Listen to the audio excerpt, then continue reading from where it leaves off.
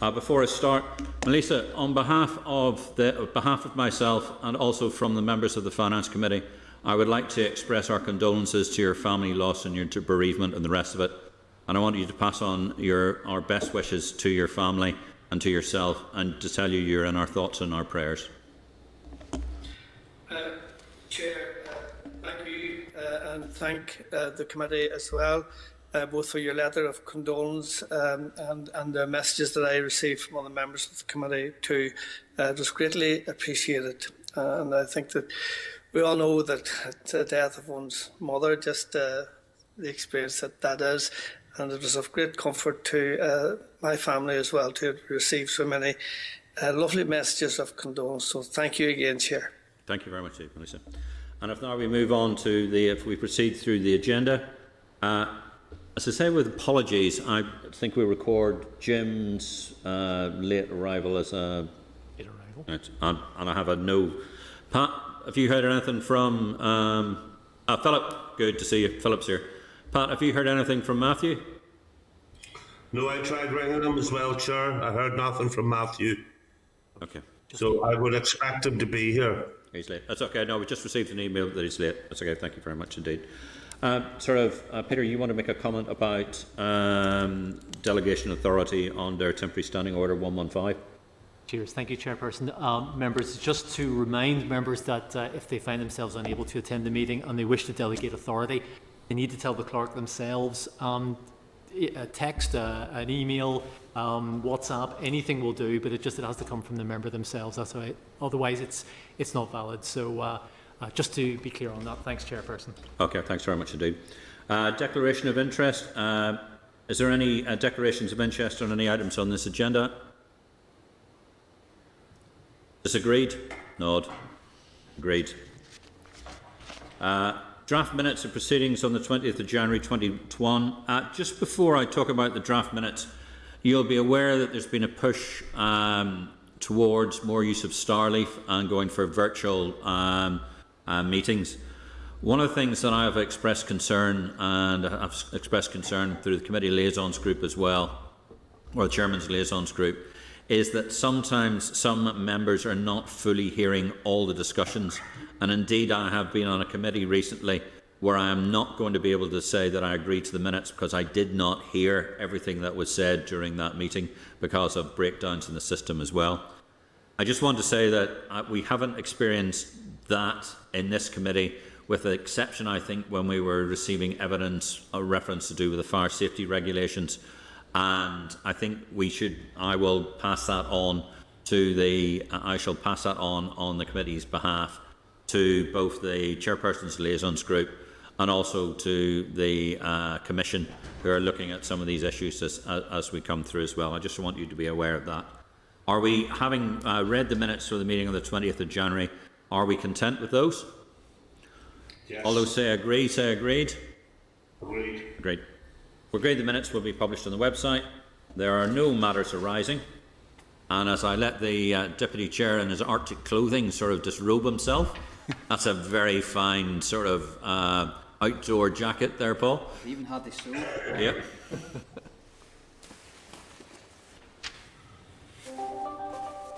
Is Pamela here, or is she? Jeff's, I think they should be dialing in. So Jeff is there, but I didn't see Pamela yet. Jeff, can you hear us?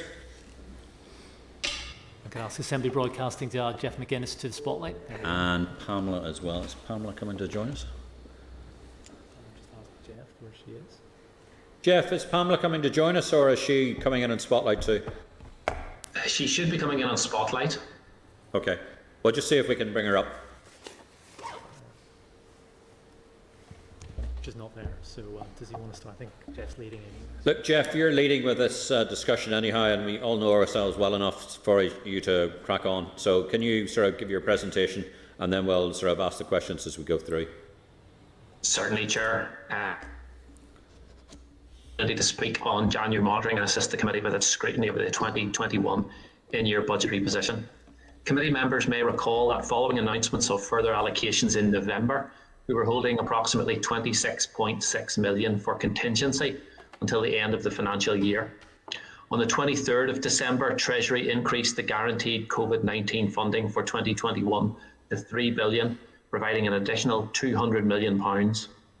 The Minister has indicated that he is pressing Treasury for agreement to carry this forward to next year, so it has not been built into the January monitoring round.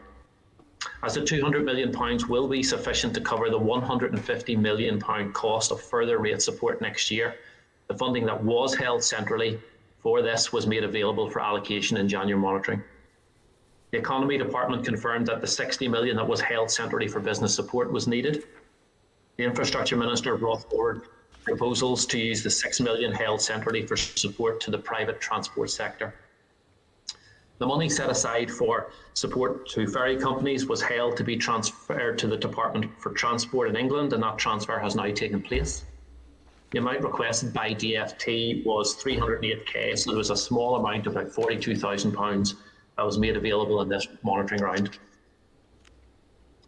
There were a number of COVID reduced requirements from departments totalling £219.2 million resource DEL and £10.5 million financial transactions capital.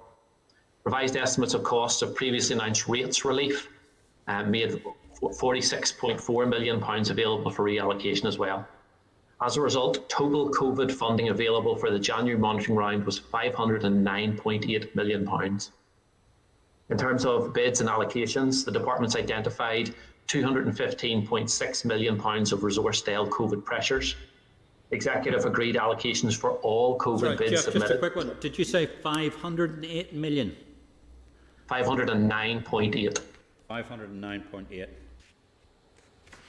And that's an increase on the 435, therefore, that the Minister briefed us on Monday? So that was at the beginning of the January monitoring round. So the 400 is at the conclusion of the monitoring round. We'll get onto that. Okay. So in terms of allocations, the executive agreed allocations for all COVID bids submitted. For DFE, in addition to the 60 million from the centrally held funds, 94.5 million was allocated for a range of measures to support business, tourism and hospitality, further in higher education and to replace European Social Fund funding. For the Department of Education, a total of 7.5 million for both the response to COVID and costs associated with restarting education in schools. For the Department of Finance, a total of £101.6 million was allocated, 100 million of which is to continue the financial assistance scheme in view of the new restrictions, with 0.6 million providing rates relief to newspapers. For the Department for Infrastructure, in addition to the 6 million held centrally that was allocated to them, 12.1 million was allocated for lost income and PPE costs. This left 294.2 million available to provide further support in the coming days. The Executive has agreed granting flexibility requested by the Economy and Education Ministers to reallocate funding from one specific COVID measure to another related measure to help ensure that support is provided where needed and that spend occurs in this financial year. Turning to the more general January monitoring funding and pressures, departments had identified £93.9 million of resource DEL, 55.7 million capital DEL and a total of 12 million financial transactions capital reduced requirements. It is a high amount of reduced requirements at this late stage of the year, although there are some mitigating circumstances given the impact of the pandemic and the uncertainty it has created.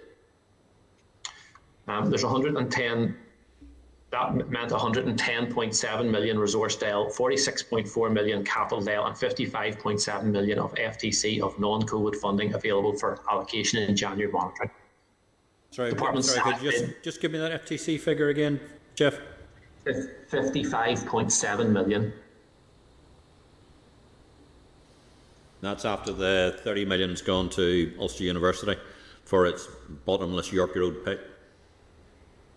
That is after an allocation to the university in October. I wasn't asking you to make a comment on the bottomless York Road pit. I was just saying that just seems to be where our entire FTC budget seems to disappear into. Okay, keep going. Departments have bid for £98.2 million of resource DEL, 24.2 million capital DEL of non-COVID rated pressures in January monitoring. A bid for £4,000 of FTC was also received from EO. Treasury has provided funding in relation to expected credit loss, accrued annual leave and project stratum. So bids for these have not been considered for allocation from executive funds. Northern Ireland Protocol funding this year is confirmed at 29.9 million, rather than the figure of 30.3 million in the paper, reflecting a reduction in need. The Executive has agreed allocations for all other bids submitted, totaling 58.4 million resource sale, 18.1 million capital sale, and £4,000 of financial transactions capital. Okay. In terms of the detail of those allocations in January monitoring, for DERA, 3.5 million was allocated to them for financial discipline reimbursement due from the EU, while discussions are ongoing for a mechanism for this. For the Department for Economy, 9.7 million was allocated for higher education quality research and FE colleges pay remit. For the Department for Infrastructure, 45 million was provided to provide certainty and resilience for the driver and vehicle agency and TransLink. Both allocations help ease pressures and can be proposed in the context of resources available this year. For the Public Prosecution Service, there was 0.3 million for dilapidation costs. In terms of capital, Dale, the Department of Education received 18.1 million for costs of providing ICT to the Education Authority and to carry out minor works across the education sector. In terms of outcome, Chair, significance of non-COVID funding remain unallocated, with a total of, between the two areas, 346.4 million resource, 28.3 million capital and 55.7 million FTC unallocated at this stage in the year. There is a higher than usual risk of funding being returned to Treasury as unspent at the end of the financial year. There's a number of factors where we are planning for mitigation in those areas. Firstly, we're awaiting the outcome of discussions with Treasury on the carry forward of unspent funding, but it is imperative that we press ahead and consider further plans for this funding and not rely on an agreement from Treasury.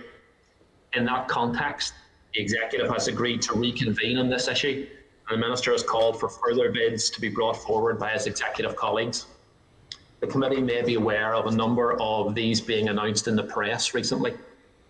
I anticipate that further allocations will be made by the Executive in coming days as they consider further proposals. Happy to take questions. Okay, thanks, Jeff. And obviously there is an awful lot of questions.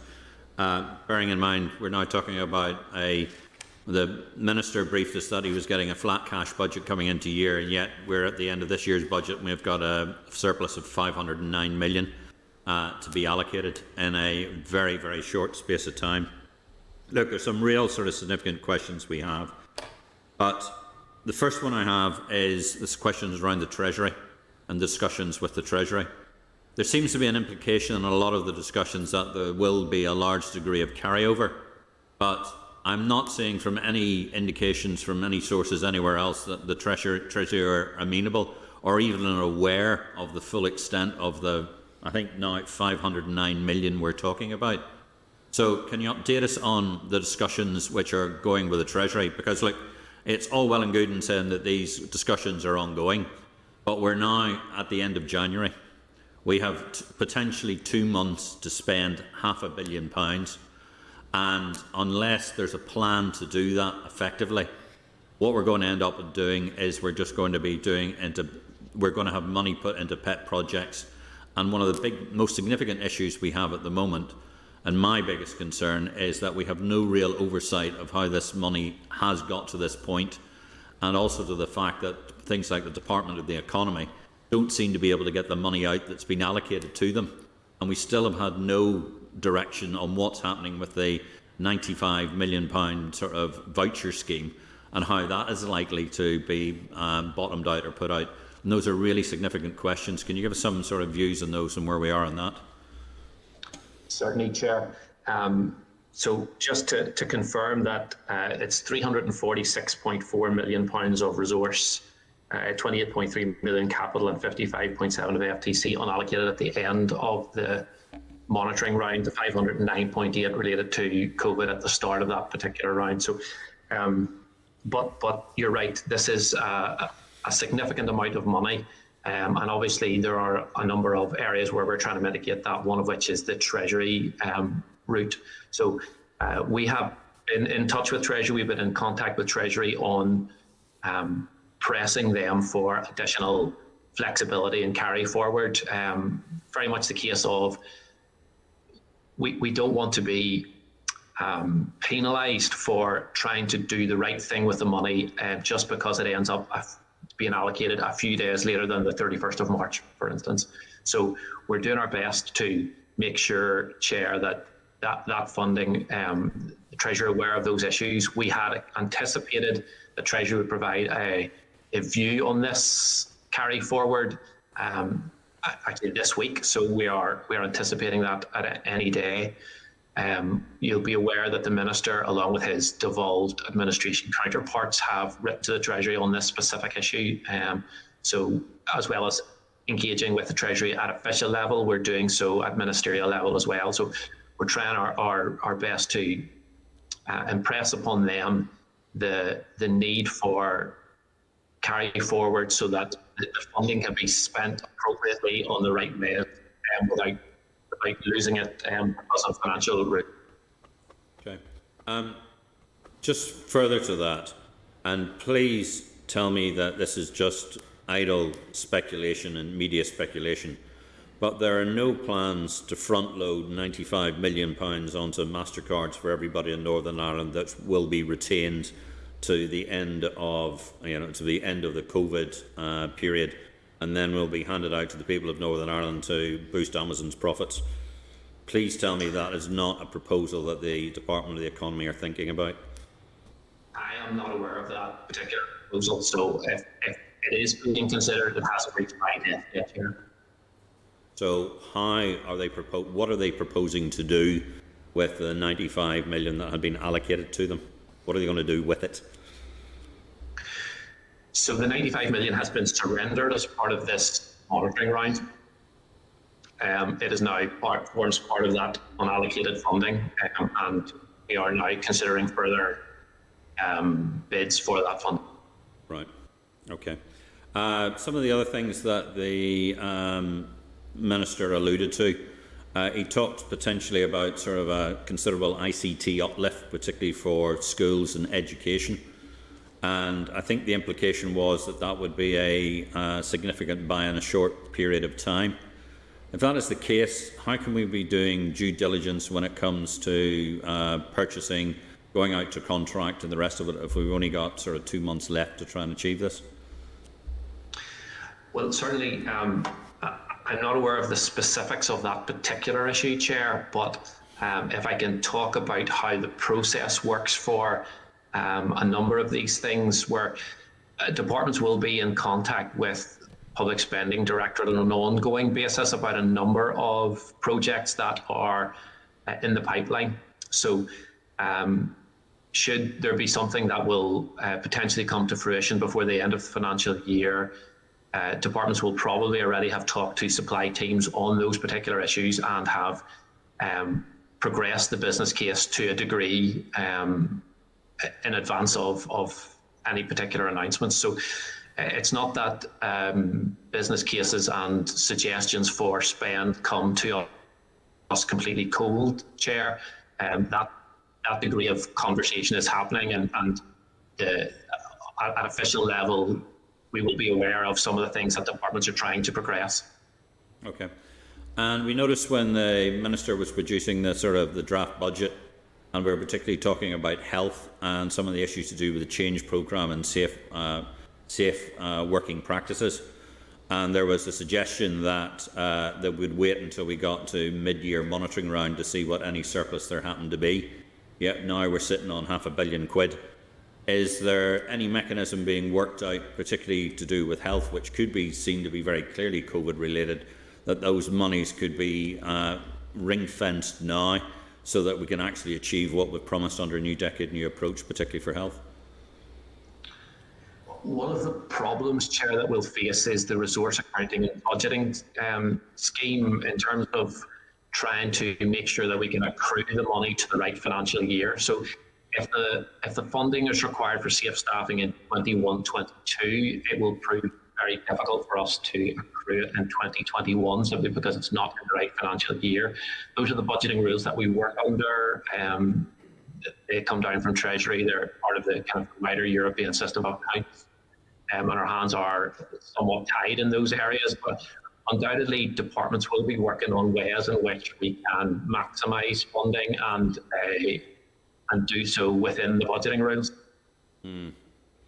Well, also I would suggest, since this entire year seems to have been quite a lot of creative accounting going on, I think that is one of the areas we should be doing quite a lot of creative accounting on, to make sure we meet particularly the needs of our dedicated health workers and our other workers who have put themselves on the front line to try and achieve that.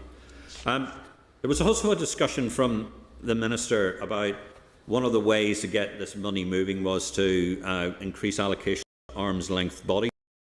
But it wasn't so long ago here that we had the Permanent Secretary of the Department was complaining about lack of transparency amongst arm's length bodies and where monies were going to, and the fact that the department didn't have a good oversight that once the money went to the arm's length body, how it was being spent and it was being allocated. What mechanisms, if we're serious about increasing the amount of funding we're going to give to arm's length bodies to reduce this $500 million, is that, bearing in mind we don't have a fiscal council, which we've been promised for a year, how are we going to actually monitor how these monies are being spent, bearing in mind the concerns that your own Permanent Secretary has already raised about arm's length bodies? And certainly there is an issue there about how we police the funding. One of the concerns that obviously has been raised in the past is that there's a lack of transparency in where that funding is spent. So it will be for departments and for individual accounting officers to satisfy themselves that any allocations that are made in the remainder of the financial year are done so within the rules, and there is sufficient degree of transparency as to where that funding might be going and what it might be spent on and when it might be spent. Those are the key areas where accounting officers must satisfy themselves that that funding is appropriately spent. Okay. I think the other question we have, obviously, is that now that it's difficult to say the progression of COVID and which direction it's going to, but obviously we're still going to be dealing with COVID at the end of the financial year. Indeed, anybody who notices the waves of pandemics, they always come in threes. Now, regrettably, the second one is normally the largest, but there are potentials for a continuing process to do that as well. So what degree of contingency is the Department of Finance looking for? Because, look, a rates holiday for small and medium enterprises for the rest of the financial year, particularly through 21 into 22, would be very welcome and a very effective way of dealing with those situations, and also supports when we reach a significant degree of vaccination where we can start slowly but surely opening up on our economy. But what sort of degree of contingency is the Department of Finance looking to achieve? We've already said you've got 100. You looked at a contingency of 150 million beforehand. What sort of contingency are you looking forward as we move into 21-22? Chair, you're correct in saying that it's very difficult to predict the path of a pandemic and the way that a pandemic might impact the community, and how that then translates into business support and protecting our vulnerable and supporting our key public services. One of the things that we have done is, obviously there's £200 million that we are seeking for carry forward from Treasury that will help to support business rates relief in 21-22. In addition to that, as part of the draft budget, about approximately 126.9, I think, remains unallocated at this moment in time, so that the executive can make decisions on that funding a little bit closer to the time when we know a little bit more about the path of the pandemic and the impact that it might have into April, May and June. So there are those two strands of approach, the 200 million that will carry forward that will help to support for rates relief, and in addition to that, the 126 that we are holding in 21-22 that we can then allocate a little bit sooner to the time, whether that's at final budget stage or whether that's into the financial year, depending on the degree of certainty that we have in what the pandemic might do in the early months of 21-22. Okay, thanks, Jeff, for that. Just a few short ones. The Minister, when I sort of raised the question on the floor about reference how the accruals that were for annual leave accrual of 8.5 million seemed to match remarkably closely with NISRA's figures. Can we explain why the reduction in annual leave uptake seems to coincide with the reduction in sick leave during lockdown? Are we doing some HR analysis on this, or is it because people much rather work from home and sort of there is less stress than being in the office, or has there been any more detailed analysis on that been done? I'm not aware of any detailed analysis in that area, Chair. It's probably more for HR to answer on that. I can't speak from the experience of my team, and I suspect that less stress at home is not the case, even in the realms of homeschooling. I would agree with you there. Okay, thanks. There's a loss of 12.7 million for the Invest NI, an expected credit loss. Does that refer to a whole bunch of expected credit losses, or is that just one particular project? I might check if Pamela knows this one, but I'm pretty sure it's an amalgamated amount. It's a one-off amount for Invest NI to cover a number of loans across their portfolio. Yes, that's my understanding as well, Chair. Okay, thanks. And a number of allocations refer to the Department for Infrastructure and the DVA and TransLink. Now, we understand about TransLink's reserves have been rated for years, so it's got into a position that does need its reserves rebuilt, so it enables it to keep going. But why are we doing it for the DVA? Was the DVA's reserves being rated as well, or what's the situation there? I'm sure the Department for Infrastructure Minister may not accept the language of being rated, but certainly DVA's reserves... For the record, since we're unanswered, is the Executive to replace reserves for TransLink as it appears to be doing for the DVA? Does that sound better, Jeff? Yes, Chair. So the DVA had its reserves depleted in previous years. That combined as well, obviously, with a significant loss of income over the last 12 months has allowed the Infrastructure Minister to bid for and receive additional funding for DVA. Yeah, and that obviously included right at the beginning the money for refurbishment of lifts and the fact that we hadn't been doing any planned maintenance on a lot of the equipment. Yes, my understanding is that has been that was bid for and funding received. Okay, thanks very much indeed. Thanks for that. Philip, are you there? You bring Philip in. So Assembly brought, there we go. Thanks, Chair. Thank you.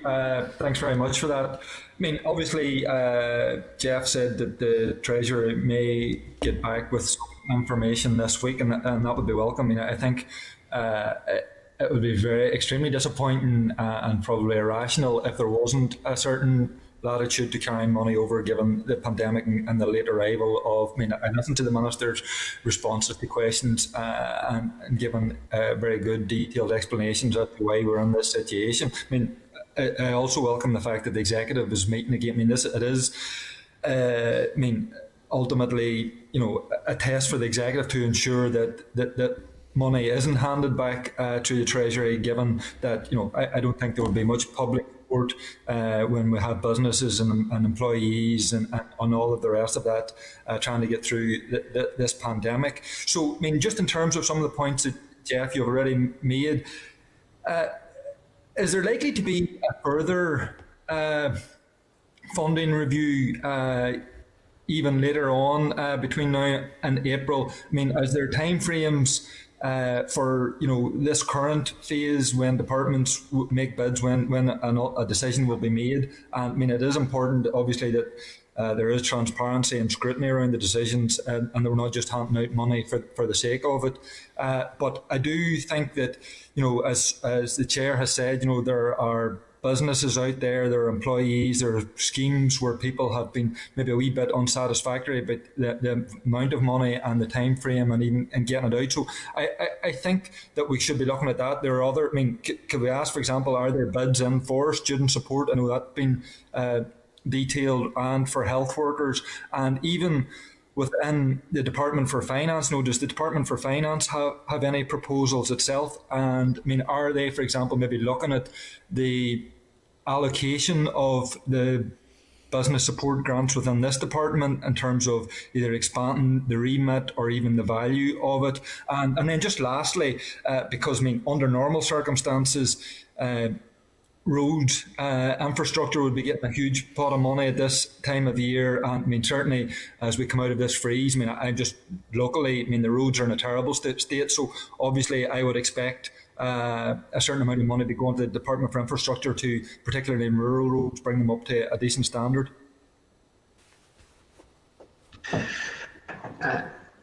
So just take those one at a time. You're right that there are, the executive will meet again.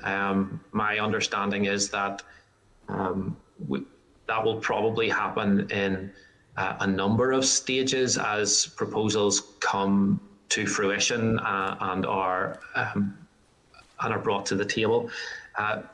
One of the things that the executive, it's a fine balancing act to work out, because we could have, or the executive could have delayed monitoring for another week, and therefore we could have had a few more bids on the table. But obviously, we need to make sure that there is the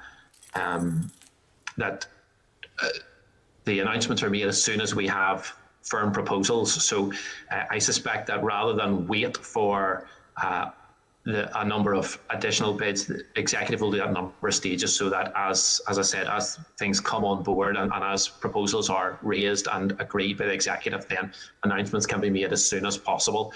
One of those difficult areas where there's not one correct right approach to it, but that's my understanding. In terms of the other things that you mentioned, my understanding is that there is a bid for student support in the process, and that will be brought to the executive in due course, and decisions made on that in due course. Looking at our own department, my understanding is that we, along with all the other departments, are looking at ways in which we can enhance the support that we have already provided to both business and citizens and the public sector where we need to do that. So I understand that there are further proposals being looked at within our own department and right across other departments. On the roads maintenance, my understanding is that DFE have sufficient funding for their planned roads maintenance schemes this financial year. There was no further funding requested from them, and I'm not quite sure whether that might be a capacity issue on their side, not within the department itself, but within local road contractors and things like that. I don't quite know. That was more for the detail of the infrastructure department, but certainly that was suggested, and we had asked about further bids from that area, and I don't think they were able to provide anything. Okay, Jeff, and just Jeff, one sorry for that, Philip, just to cut across there, just to get that correct. So, Jeff, that the Department of Finance asked Department of Infrastructure if they wanted to bid for more, and the Department of Infrastructure came back and said no? My understanding, Chair, yes, we will ask all departments about what's coming up, those things that we would normally expect at the end of the financial year, such as roads maintenance, and we will ask departments about that. And if the department has sufficient funding for what it plans to do, then obviously no additional funding will be asked for or allocated. So that's we can double check that, Chair, but that's my understanding. Right, because I can think of quite a few holes in Southampton need filled. and as can North Antrim. Yeah, and Chair, I mean, if I can come back, and again, obviously I was reading either yesterday or the day before about a rural primary school having to take on a private contractor for gritting the road. So, I mean, I think people will be looking in at that department thinking maybe there should have been additional bids for money for that. But in terms of my criticisms of the Treasury, should they not be forthcoming on this? I mean, has the executive and the department explored all the possibilities for our own financial system being relaxed to ensure that the money, I mean, obviously we have to have good governance and the money has to be spent properly and there has to be proper scrutiny. But given the context of the pandemic that we're in and the situation we find ourselves in, have the executive and the Department of Finance explored all the possibilities for relaxing the rules that allow, still maintain good governance, but allow this money to get out as quickly as possible? One of the issues that we are very constrained by is the overarching public expenditure rules as set out by Treasury. We're constrained by resource accounting and budgeting, but certainly we have been looking at all that we can do to encourage spend in the appropriate ways with the appropriate controls and mechanisms and governance in place. But certainly trying to push the boundaries of that without going over the rules and breaking the rules. Obviously, we have been in touch with Treasury on specific areas of funding to try and understand what the best mechanism is for spending without going over those particular rules. We have our department has been in touch with the Audit Office on those where Treasury has given us more information. We have been in touch with the Audit Office to make sure that the Audit Office are content with what Treasury are saying, and that should we utilise some of those areas, then the Audit Office then will be acceptable to them when it comes to finalising accounts and that sort of thing. So we are doing as much as we possibly can to facilitate departments in their spending proposals for this financial year. Okay, thank you. Thanks very much, Jeff and Chair. Okay, thanks. Gemma? Gemma? Yeah, thanks, Chair. Thanks, Jeff, as well. You kind of covered this in your answer to Philip, but obviously roads are a huge issue in my constituency, and if the Chair thinks there's potholes in South Antrim, he really needs to come to Fermanagh for a while. But another issue I'm dealing with is the sewerage infrastructure in Fermanagh, and the Infrastructure Minister has told me nothing can be done for another 6 years due to underfunding of NI Water. And I know NI Water got money at the end of 2020, but I'm just wondering, has the Infrastructure Minister, and again this could be just a question for the Infrastructure Department, but has the Minister put in any bids, any further bids for NI Water? As far as I understand, there have been no further bids for capital funding for 2021. Again, capital funding is a much more difficult type of funding to implement by the time before the end of the financial year. Obviously, it requires significant work to be done on the ground, and funding tends to be released in tranches to cover that. So we haven't had any further capital funding requirements from the Infrastructure Minister as of today. I'm not aware of any. So the answer is no, but there are good reasons for that answer. Okay, no problem. Thank you. And then I think I know the answer to this one, but I'm going to ask you anyway. If councils were to have shovel-ready projects, is there a way they can apply directly to the Department of Finance for this funding, or do they have to go through communities or DAERA? Yeah, we don't have the what they call the VERAs. We don't tend to provide funding directly to councils from the Department of Finance. The conduit would tend to be primarily the Department for Communities, but also the Department for Agriculture in certain specific cases. So we would be tending to say that should funding need to go to councils or want to be directed to councils, it should go through those channels, because they have the expertise and the ability to kind of direct that funding appropriately, and the government arrangements in place and all that would tend to hold us up should we have to try and do it ourselves. Okay, no, thanks, Jeff, and thanks, Chair. That's my questions. Sorry, Jim, just a quick one. Jeff, just for clarity, the 70 million RRI that the Department of Infrastructure bid for Northern Ireland Water, that's still going through, that is going through? Yes, that relates to the 21-22 financial year, Chair, so that will be allocated to them as part of the budget in April. Right. Okay, thanks. Jim Alister. Yeah, so Jeff, you have somewhere between 300 and 500 million available to spend. What do the current bids total?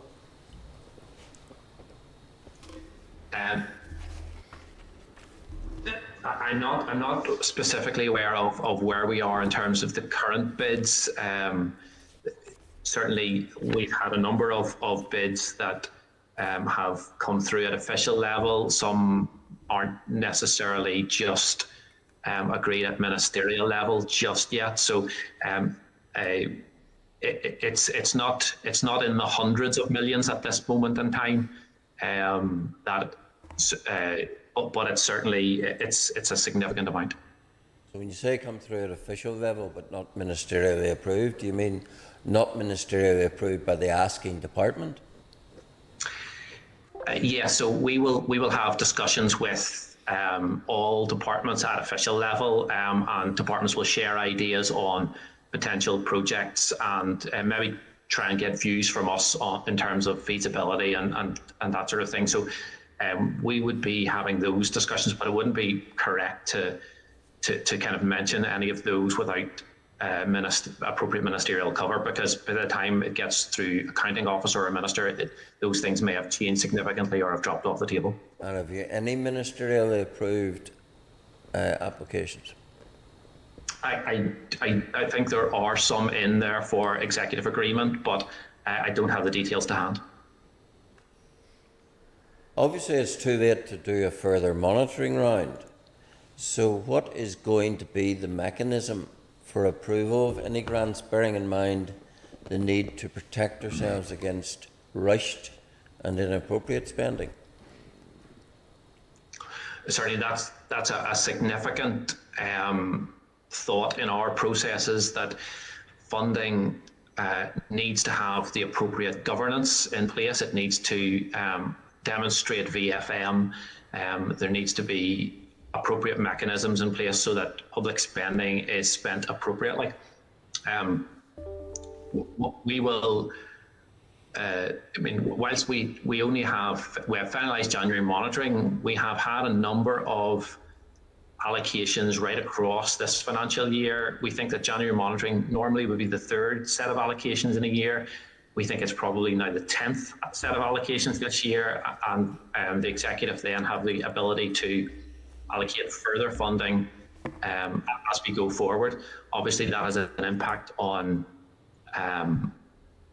estimates, and we will have to consider how best we incorporate the room that would be required for additional funding further down the year as we come to agreeing the estimate process. And can you assure us there is no shortcutting of the business case requirements? Well, certainly from our point of view in the Department of Finance, on the supply side of things, they will always be seeking business case approval where appropriate. For some departments, business cases will remain within the department and they don't come to the Department of Finance, but wherever business cases are required by the Department of Finance, that due diligence will be carried out, absolutely. And is there a consciousness that ultimately any of these rushed decisions could well come to examination by the Audit Office? Every spending decision that is taken right across the system has the potential to be examined by the Audit Office. That is very much in our focus. It's very much part of a parcel of everyday work for supply teams in terms of approving business cases, making sure that the appropriate value for money is in place, making sure that departments are aware of the governance surrounding business cases. It's part and parcel of the supply team's work, so I wouldn't see it any different. Just finally, we're all taxpayers. This is the money of taxpayers from across the UK. There should be no shame in returning money if you have too much money to taxpayers and to the Treasury. Should there be? I mean, you are correct that this is taxpayers' money, and that is the way that we in Public Spending Directorate look at it. It's not our money or department's money; it's the taxpayers' money. And should we have schemes and projects and programs that deserve that taxpayers' money through appropriate VFM and governance, and should the executive agree to those, then we're happy to release that funding. But I mean, that's the rules that we would apply. We would always make sure that any taxpayers' money that is approved by DOF is approved in the right way at the right time. Thank you. Jeff, just a quick one. Budget authority, you said there about departments with spending limits and mightn't have to come to the Department of Finance. Have those been increased, and what's the current limit? Is it £1 million or has it been increased?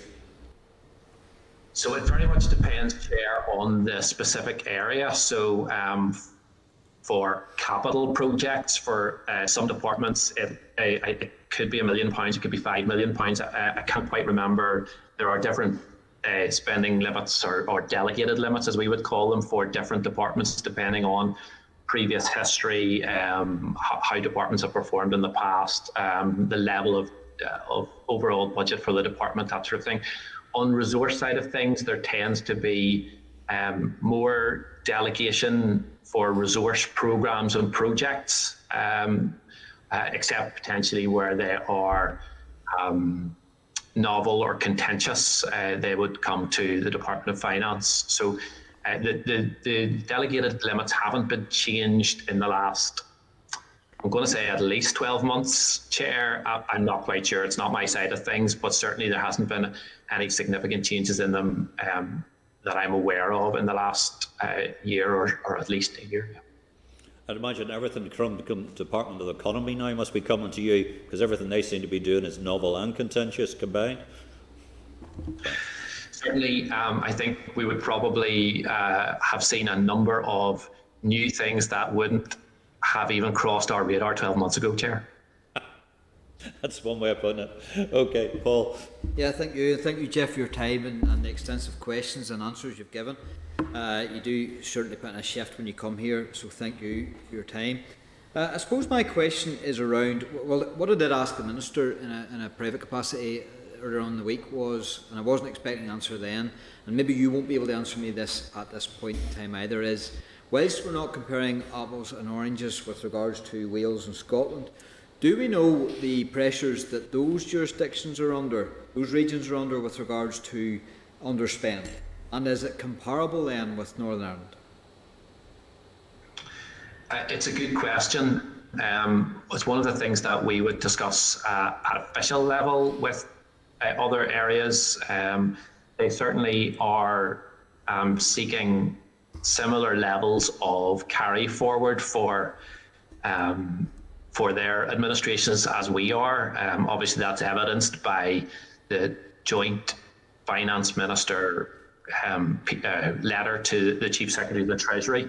In addition to that, we might actually know more this afternoon, because our Minister is speaking to his Scottish and Welsh counterparts this afternoon on this particular issue. Okay, so with regards to bidding, you've told us there that you have actively, as a department, you have actively went out and approached or reached out to other ministers to see about how we can spend the underspend in what will become an agile monitoring round, I suspect, of some description or guise. That strikes me as a completely different approach from what the Minister has taken in year, where the Minister has told the Assembly time after time that he doesn't create bids, he waits for other ministers to bid and then he gives out the money. Right. So now he's becoming proactive. Why could the Minister, the Finance Minister, have been proactive in any of the other previous monitoring rounds? Perhaps it's my loose use of language on this one. So we would, in each monitoring round, we will always ask departments for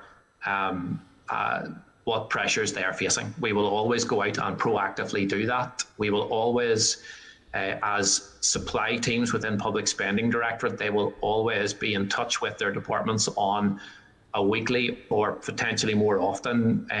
They will be in touch with their departments on what the departments are doing, what the financial outlook looks like for each department, and then ultimately when we request details of financial pressures, then they will come to us through either a monitoring round or, as you say, a more agile monitoring round, and we will then look at those. But certainly it's our job to know what's going on out there, and we want to know what the pressures are for all departments in every financial exercise, and I suspect I would come under significant criticism from the committee should I not be asking those particular questions. Yeah, it just strikes me as a complete sea change of approach that the Minister has taken every time he has come to the Assembly, and I hear what you're saying, and it's a novel defence that you've made there with regards to your language as opposed to the Minister, so I take that, Jeff, and I commend you for it. Can I ask then, how whenever you allocate money to a department like infrastructure with a rolling, live, breathing capital list, where does the limit draw the line whereby you allocate money to DFI, and it's usually through a monitoring round, so it's usually done and dusted by now. So imagine you then give DFI money a day before the new tax year for work that they had scheduled in for beginning May. Does that work? I guess we'd have to look at the specifics of it, but on the information that you have provided, I certainly wouldn't be recommending providing them funding on the 31st of March for anything that is happening in May. That would, to me, would break the rules. Would it break the rules if the work was commenced in this tax year, but maybe money hadn't been allocated to supplies or contractor? Again, it probably depends on the individual project and the specifics of it, but certainly there would be a much stronger argument to provide funding for it had it commenced or will it commence in this financial year. Certainly there'd be obviously it would ultimately come down to what audit would say, but I imagine there would be a strong argument to say we are allocating this money now because this project is commencing its boots on the ground on the 31st of March. And of course that would be capital, not resource, isn't that correct? If it was a rolling programme of capital list like DFI, or even for schools or hospitals for that matter. Yeah, it depends on the individual project, but if it is an improvement to the asset, then it will be capital in nature. So the likes of roads maintenance isn't capital in nature because you're just kind of maintaining it at a level that it is. But if it is actually a new build or a new road or a significant upgrade, then absolutely it's going to be capital in nature. So you could, it's not far-fetched then to say that the infrastructure minister could then, because this is a natural thing usually for January monitoring rounds, whereby we, for want of a better word, dump money towards those that department who has been traditionally underfunded, usually in the upfront budget and then in the earlier monitoring rounds. We would usually then give them, the executive would give them the money then to furnish out a good bit of their rolling capital programme or their resource programme with regards to improvements to roads. The only thing that would limit DFI maybe is capacity of contractors to get people on the ground. But is that something that you're actively, I'm not saying it's the best use of money, but at least it will get it on the ground with regards to brand new surfaces. Is that something that you're actively considering with regards to the resource? Yes, sir. So this roads maintenance issue was something I think that we have been in discussion with DFI on as part of the January monitoring. It is something that, as you rightly state, is probably restricted by the contractor at the end of it, as opposed to anything that the department itself does. And potentially the department might have had funding its roads maintenance kind of resource budget planned out sufficiently for it not to require additional funding in January. So it's something that we can go and look at because absolutely it's something that if it's possible, if it's viable, if the infrastructure minister wants to look at that particular issue and can find capacity for it, it's certainly something that we can consider as part of a further allocation. So given that logic then, where does the permanent disabled pension, what budget does that come out of? Capital or resource? Or where will it come out of? My understanding that it's a resource budget. So if you get to a certain period of time this tax year and you know you're going to hand money back to the Treasury, it will then effectively be Treasury money. And notwithstanding the principal political arguments as to who should pay the permanent disablement pension, if we're about to hand £346 million back to the Treasury and ask the political argument that they fund the permanent disablement pension, what is stopping this minister and this department from holding that money to pay permanent disabled victims their pension? My understanding, and I'm only on the periphery of this, but my understanding is that the scheme itself is not in a position to pay out this financial year. There have been administrative costs provided to that scheme as part of the draft budget to enable it to be in a position to pay out, I think, by May. But certainly at the end of March, where the financial rules apply, I'm not sure they would be in a position to pay out anything at that stage. So are you saying that you can't hold in any sort of way money, knowing that there will be a cost for a duration of lifetimes, that you can't have that money sitting in trust or storage or some sort of vehicle or company in order to administer those payments over a period of time? Again, it would probably be for those that would be administering the scheme to confirm this, but my understanding would be that until we get to the point where we can, what they call, accrue the money, so that we can pin down exactly what it is, when it is, how the scheme works, who gets paid, and at what stages, that then we can't, as you say, hold that money in trust. Otherwise, that would be something certainly that we would consider. Okay, Chair. Okay, thanks, Paul. Thanks very much today. Thank you, Jeff. Melissa, you got us? Good points. Hello? Yep, can you hear us? Yeah, I can hear you, yeah. Jeff Gormago, just thank you for your statement as well too. And I know that I'm covering ground probably that has already been touched on, but at the same time it's very pertinent, I do think. Not just for say it's an MLA, but I get the comment from the general public, you know, that whenever they hear about monies going back or the likes of it, and which is going back to the taxpayer, they're still sort of shocked to think that that we don't have that state of readiness even within departments, that in the event of money being allocated, we'll say, at a late date, that they're not ready to make use of that money for what in many cases are very, very obvious gaps that we have within our whole sort of infrastructure, we'll say at the present time. And I'm not just talking, whenever I'm using the word infrastructure, I'm talking about the general organisation of our society in every respect, whether it's education, health, or the roads. But take like in particular, you know, like this whole thing about the roads, and that where projects haven't been coming forward, and yet not.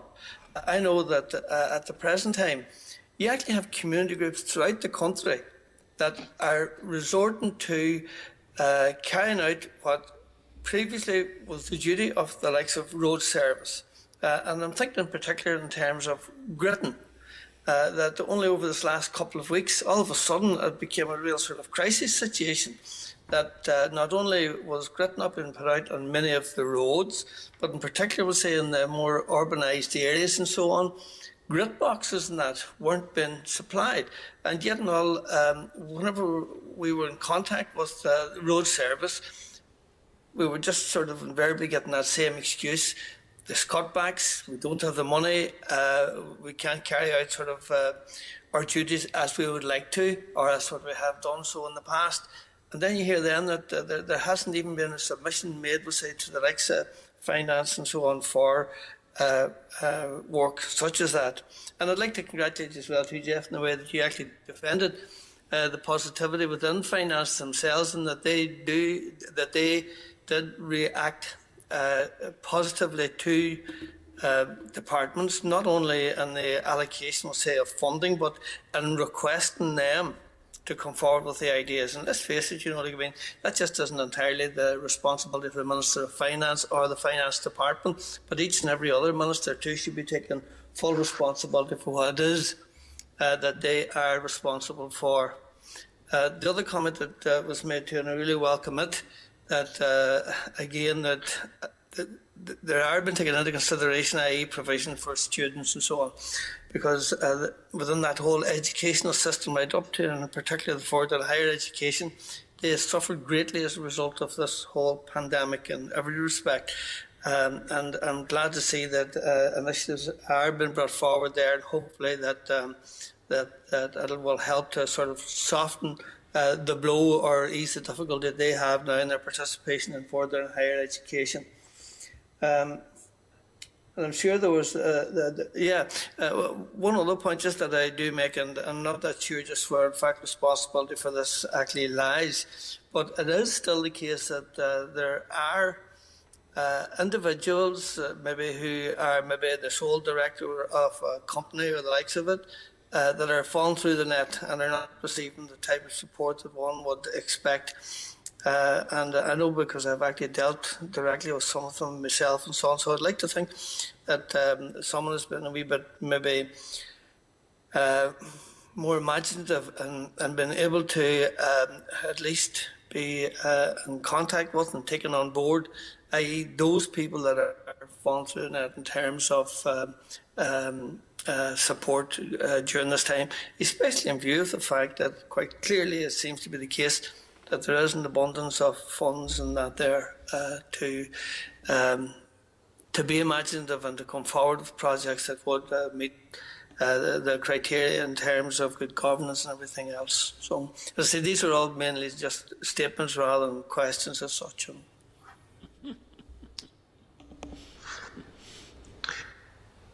Maybe just, Chair, to pick up on a couple of those things. Absolutely. Departments tend to have a number of projects that are in states of readiness. I suspect that at the end of a number of those departments and will get funding in a normal year. We've just experienced an unprecedented year, and I struggle to use the word because it's kind of lost some of its meaning over the last 12 months, but certainly in my 18 years of working in public finance, I haven't seen a year like this, that we have had such significant amounts of additional funding, such unparalleled work by departments to get new initiatives and things that we wouldn't have considered 12 months ago up off the ground running, try and get accurate cost assessments for them, try and get accurate usage statistics that would help us to inform these projects and programs, things that potentially in a normal course of events you would do over 12, 24, 36 months, we're doing now in 3, 4, 5 months. The state of readiness has changed somewhat since this time last year, where we would have had a number of departments ready with kind of run-of-the-mill changes that that they could have taken on board at the last minute to help us spend whatever funding that we would have had. In terms of the other thing you were talking about, in terms of falling through the net, we have, and the Minister has called yet again for all departments to look at areas where people are not getting appropriate support, where they have fallen through the net, where for one circumstance or another they haven't been able to pick up the support that has been provided to others. The Minister has been encouraging those around the kind of the business and the economy sectors to look at these things and to try and find where those gaps are and fill them. Certainly that's what we've been encouraging departments to do. Okay. Okay. Pat? Thank you. Next one is Pat.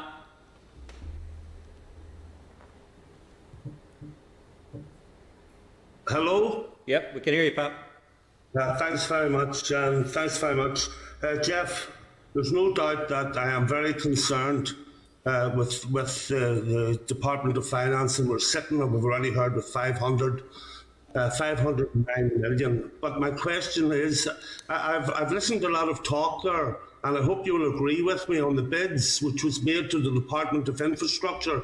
It sounds like this is an infrastructure meeting rather than a finance meeting, and there's 509 million pounds that are unspent. We should be asking questions of our Finance Minister where that is. But I noticed from the structural maintenance budget for the Department of Finance, of the Department of Infrastructure, there was 75 million capital as a result of that bid and adjustments, and they were able to increase that on a bid up to by 11.7, so there was 83 million, so the extra money was given there. And if I look at all the other departments, they were the only department to return 0.18%, so they've managed to keep things on track and deliver throughout the year within their budget. Other departments are returning millions, and we're sitting on millions there. Can you give me the very substantial sums that are left unspent in the department to undertake another monitoring round before the end of the financial year? And I'd love this in really plain English. And will the Minister make a further statement on the anticipated or the other allocations? So, yeah, absolutely. We can give an undertaking that the Minister will present to his executive colleagues further bids for consideration, and should those be agreed by the executive, they will be announced as part of what we would call that kind of agile monitoring round. I mean, you had mentioned there we had 500 million pounds at the start of this monitoring round. We're sort of sitting at around 350. A number of factors there that we didn't anticipate. The additional money from Treasury, we didn't anticipate, and we probably couldn't have anticipated that when we concluded October monitoring. There was the return of the High Street scheme at about £100 million that we didn't anticipate. There was a further reduction from health of £90 million that we didn't anticipate. There are a number of good and valid reasons why that funding has been returned. It's just, it happens that those significant amounts of money then make us have that additional money that we now have to get moving. You're absolutely correct that Department for Infrastructure has they've worked their socks off in terms of trying to get funding sorted.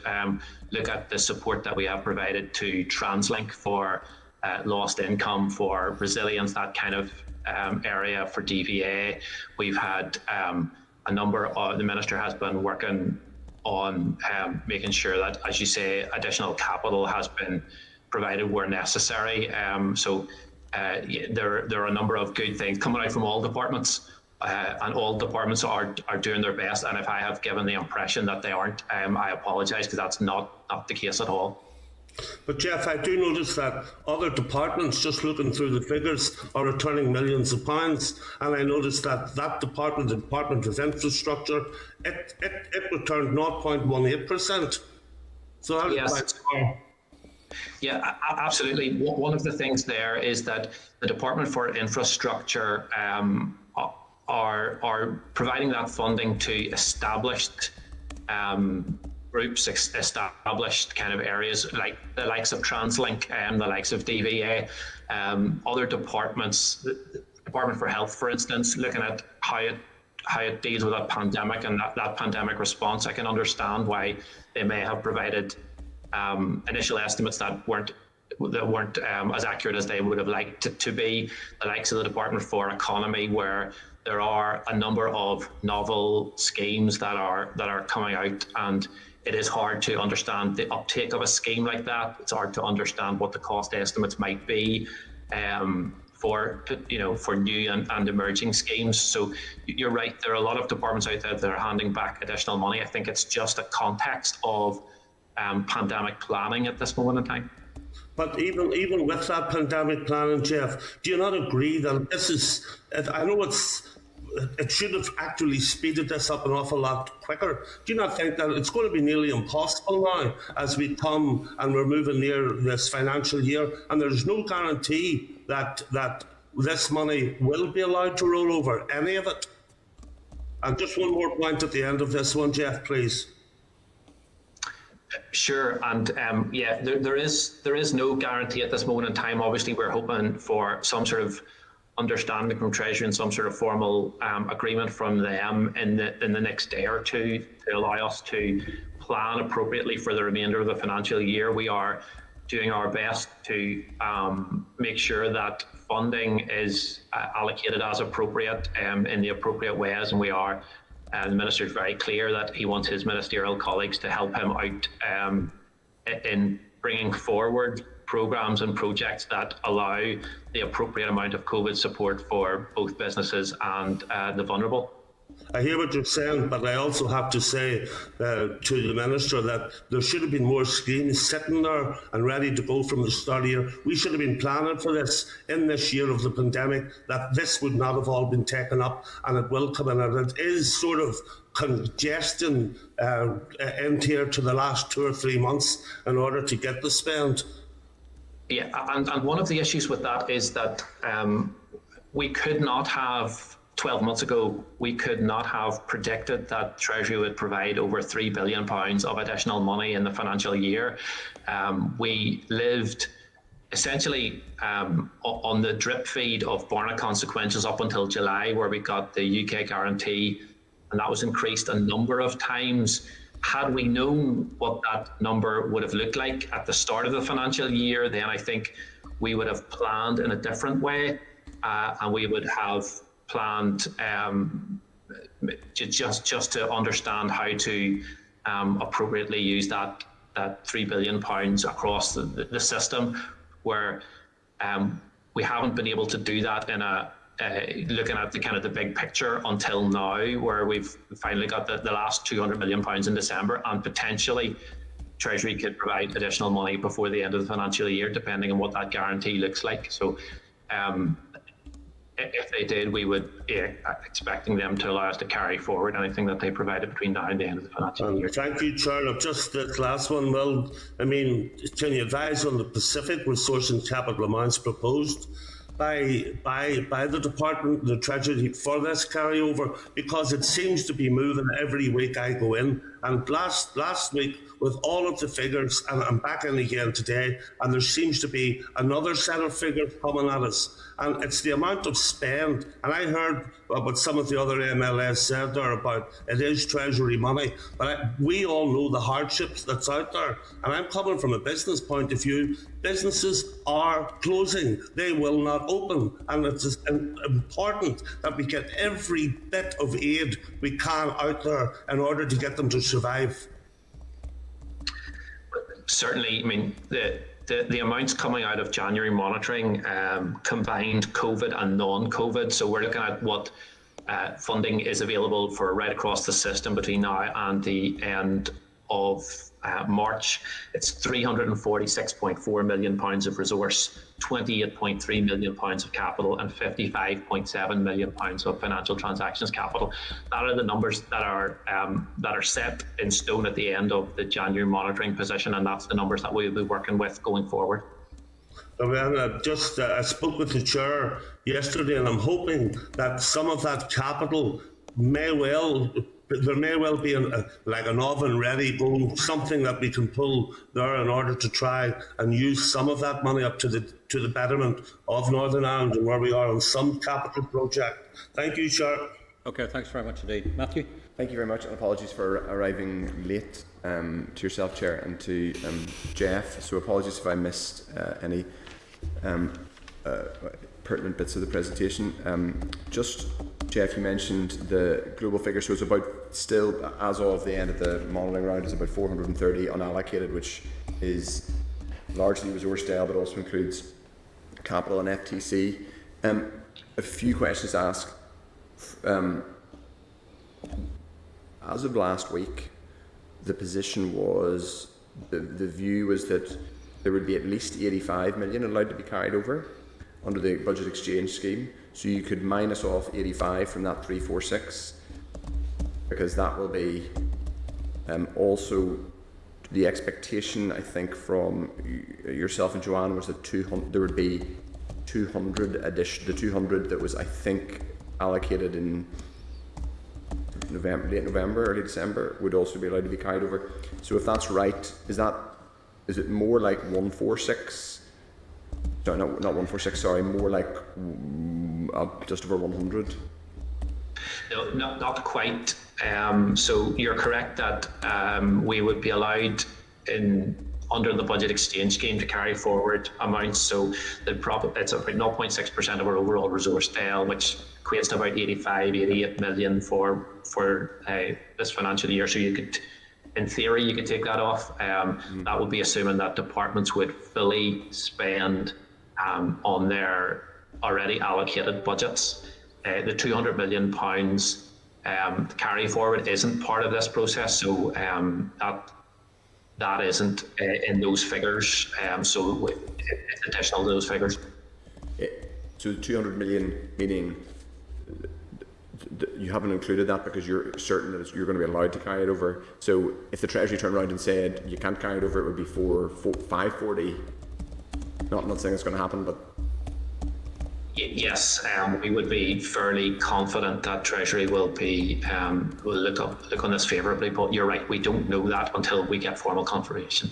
So you're on resource style, you're asking, in addition to the 200 million, which you think will probably be allowed to be carried over, the 85, which is sort of part of the normal practice under the budget exchange scheme, you're effectively asking for as much of the 346 and as well as the 28.3 capital and 55 FTC. Yeah. Yes, we would be asking for proposals to spend all of that. Just in the past, yeah. You look a remarkably young man for someone who's worked at and devolved spending for so long, but is this, I know we're in a completely unique year, but in terms of, in proportionate terms, what have there been previous years where obviously we have a chronic problem with underspends generally, but is this the worst you've seen or the most substantial you've seen in proportionate terms? It's not the most substantial I've seen, but certainly, we've had significant underspend in previous years where we've previously had the ability to carry it forward. So since the budget exchange scheme has come in and capped the ability for us to carry forward unspent funding, this is unprecedented. This is the largest amount since the budget exchange scheme has come in. Is there any argument saying to the Treasury, well, the budget exchange scheme was a response to, in part, as I understand it, tell me if this is wrong, a belief of the Treasury that there was a perverse incentive to having much more loose rules around carry forward? Is part of your argument to them, well, this is a unique year, the perverse incentive doesn't exist because this is a unique year because money's been allocated that we haven't had the opportunity to spend properly? Yes, so very much the argument is that we will have very real need on the ground in terms of COVID support. We could potentially have projects that may be hitting the ground early April, and for the sake of a few days, this seems to be a perverse way of applying those particular rules, and they have the ability for us to have the ability to waive those rules for the devolved administrations in some form or other. So that's the argument that the Minister and his counterparts have put across to Treasury, and we are awaiting their outcome. The biggest single item of underspend is basically the High Street Voucher scheme, I think, I'm right in saying. 95. Yes, of departmental specific underspend, that's right. It's the 95. The other area which is very significant is the fact that because we got £200 million extra that we may now carry forward, we had been holding 150 million for carry forward for rates that then came into play. So that 150 million, the 90 million from the High Street Voucher scheme and the 90 million from the Department of Health from their reassessment of pandemic pressures are the kind of the three big ticket items in that overall scale, that overall kind of pot. Okay. Is there, when that scheme was announced, I think it was only in November that scheme was actually announced. The money was allocated in November, I believe, or October. Yeah, I'm not quite sure whether it was in November or October. It's sometimes these kind of allocations all kind of merge into one for me. So you're right. It was about that time. But obviously, and Paul Frew asked about this, but obviously part of the challenge here is about what exactly is represented by spending and when. Was there any? Why was that money allocated if there was still high degree of uncertainty about whether shops would be open? Presumably, it didn't need to be. The money didn't need to be spent as in people didn't need to physically spend the vouchers by the end of the financial year, or did they? Or was it that people talk me through why that was allowed, as it were? Or there's a clearly a degree of uncertainty about when it would be deliverable? Yeah, and I think that it's not quite my side of things in terms of that the specifics of the DFE scheme, but certainly my understanding is that there were a number of potential ways that they were exploring to do this, and as they kind of worked through those particular issues and understood the implications and were ruling out what they could and couldn't do, then they've come to the realization that there isn't a good way to spend the funding appropriately with the right governance in place before the end of the financial year. I think you're right that it's not necessarily about when people spend vouchers. It is more about when we commit to providing the people with vouchers, and there was particular difficulties around that. So it wasn't actually the fact that shops remain closed, it was the fact that, in a sense, that what you're telling me is it's irrelevant that we've had a longer lockdown than any of us anticipated, because it wasn't really about whether people could get out to the shop and buy stuff, it was about this scheme actually being delivered and the money being in the account of whoever was providing it. And I'm not an expert on it, so I may have taken the wrong end of it, but certainly my understanding is that it's more around understanding when the funding accrues to the financial year, and it's not necessarily that happens whenever someone spends the voucher and puts it in a shop's till. Right. Just one final couple ones, if I may, Chair. Just in terms of being completely sort of ambitious and novel about how you get this money, as it were, out the door, or at least committed in the next few months. Is there any thought being given to setting up some kind of special purpose vehicle or some kind of mechanism which money could be allocated in expectation of it being dispersed to, for example, businesses that continue? We will sadly probably have, for example, hospitality businesses closed further into, or at least restricted further into 2021 than certainly I would like. I would quite like to go to a hospitality business now. I think we all need it. But how can you kind of bend the rules interpret the rules to the maximum in order to get money allocated that can be spent in financial year 21-22? Is, for example, FTC money certainly is there. I know that's a financial transaction, but are there ways you can allocate this money for spending in the next financial year that you're thinking about? I mean, we are. I mentioned a wee bit earlier that we are trying our best to understand and interpret the financial rules to allow us to spend this funding within the financial year. Now, we're not going to do that to the detriment of the overall public expenditure rules or to governance procedures. That's just not that's not possible. We'll not do that. But we are looking at how we best push the envelope in terms of that. So we're talking to Treasury about the rules that are in place in England and how those are interpreted. We're talking to the Audit Office about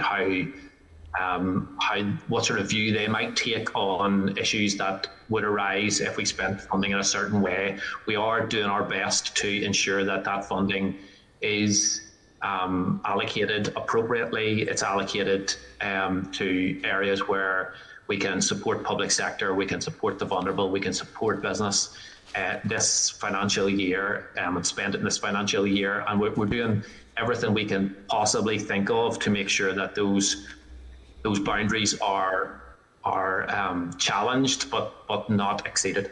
I suppose one final question. What date did and we may have been told this at a previous hearing and I've forgotten about it, so apologies. What date did the Finance Minister write out to his ministerial colleagues to encourage them to come up with novel schemes? I know he wrote in the last week or two, but prior to that, in the autumn? So I don't have the information specifically to hand, but the Minister has on a number of occasions through, for instance, at the end of September monitoring as part of the executive paper, he had encouraged his executive colleagues to look for ways in which funding could be spent and had encouraged them to support businesses and areas where gaps had still to be covered and still where support still hadn't found its way to certain sectors. So he had continually made sure that he was expressing that opinion and encouraging his executive colleagues to look for ways in which that funding could be spent. Thank you. Thanks, Jeff. Okay, thanks. And Jeff, just before I go, just a few comments from the chair. It's not questions, but look, not having a fiscal council in place, which would have a method of oversight if we were thinking along the lines of special service vehicles, and speaking as somebody who was part of the Economy Committee just before we collapsed through what can only be described as some novel accounting procedures that had gone on beforehand, I'm quite nervous about language about things like pushing the envelope. And we do appreciate we need this money spent, but this place does not have a good reputation by any stretch of the imagination for novel financing and accountability and responsibility. We have to be extraordinarily cautious. And I feel the same when we hear about discussions about novel finances. Without a fiscal council in place, the only safeguard that we have are the committee structure here in this assembly. And unless we have sufficient information and knowledge of what's going on in some of these procedures, I personally, and I'm not speaking for the rest of the committee, but I have to state I'm quite nervous about languages, particularly around novel finances and the rest of it. You know, we do need to get this money spent, but we need to be very cautious. And I also am drawn back again to the words of the Permanent Secretary when we were discussing arm's length bodies not so long ago, when she was quite concerned about the oversight of funding within arm's length bodies and where they were going to hear that as part of the solution to this problem might be giving extra resources to the arm's length bodies. But Jeff, I know it's been quite a long session and the rest of it, but as usual, thank you very much indeed, and thank you very much indeed for your candour. And you'll probably be going back and thinking, thank goodness that's all over. but I just wanted to say thank you very much indeed. And Pamela, sorry we didn't get much chance to talk to you as well, but no doubt you were taking all excellent notes, and we'll be reporting back as we go through. But again, Jeff and Pamela, thanks very much indeed, and please keep safe. Thank you very much indeed. No problem. Thank you, Chair. Thanks, Okay, Chair. thanks. Okay, team. I'd just like to advise that at the meeting on the 17th of February, the committee will receive oral briefings from RAISE on its analysis of the forecast and outrun data provided for the committee. This will help inform the members' consideration of the departmental oral evidence at the same meeting on the spring supplementary estimates, which reconcile all movements arising from monitoring rounds in this financial year. They're going to have to do quite a lot of work if they're going to be able to reconcile all the movements arising from monitoring rounds, because I don't think we've had full visibility by any stretch of the imagination and reconciling of the movements that have gone through as well. If we're content, we'll move on to the next item on the agenda. It's item 6, oral evidence from the Department of Finance Public Procurement Common Framework. I think we've got Des and Michael. Are you up, Des? I think so. Oh, chair. Hey, empty chair. I have loved to do that so often. But you wish that was you mean? Des, if you're happy to continue, and yeah, that's much better for Michael looking that way. Apologies. No trouble at all. Committee, the Clerk's Procurement Framework notes on page 44. Departmental briefing is in tabled items on page 49, page 70, page 87 and page 99. Des, could you crack on and make your opening statement, please? Thanks very much indeed. Sure. If it's okay with you and members, I was going to ask Michael just to give you the background to the Common Framework work, because Michael has been involved very closely with colleagues right across Cabinet Office and through the other administrations. If that's okay, Michael would be the resident expert on this, if that's okay. Yes, please. Thanks, Des. Just to give you a bit of an overview, public procurement was identified as a policy area that would benefit from a framework, as were many other areas, as we left the European Union. Previously, the devolved administrations have all had memorandums of understanding and concordance with Cabinet Office to coordinate the public procurement and engagement with the European Commission. Cabinet Office has been leading on this work. It was one of many work streams and part of the operational readiness preparations for EU exit, which included a range of other procurement functions that needed to be agreed and drawn up. The framework is very, very high level. It's a vehicle where the administrations will come together to discuss and make each other aware of particularly policy development as opposed to legal development. And that's there really to ensure that we have a consistent application of public procurement policy within the UK internally, so that suppliers can easily access and bid for opportunities in all the various regions. And particularly the framework will allow for a consultation exchange of information. You'll see some wording in the framework that we still have respect for each of the devolved administrations to develop their own policies that they will need to do to use public procurement and to further wider objectives they'll have in each of their areas. But we will do that on a no surprises basis, and we will always try to make sure that we do not inadvertently put a policy in place that would prevent suppliers from each of the areas bidding for work, which is really important. And at a minimum, we will agree to honour any international obligation that is resulting from any future trade agreements or free trade such as GPA that is there at the minute. And there is a dispute resolution process in the back, which, as I understand, is standard in all common frameworks provided by the Constitution Group in Cabinet Office. We are currently just coming to the end of phase 3, awaiting for JMCEN agreement to that outline before going into phase 4, which will require deeper consultation with stakeholders. I hope that's sufficient detail, but happy to take any questions.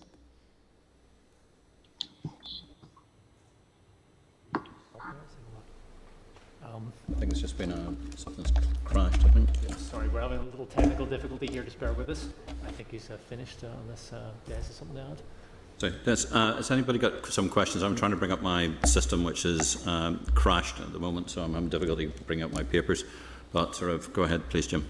Yeah, could I just ask, as concise as you can, what has been the impact of the EU protocol on where we go? Just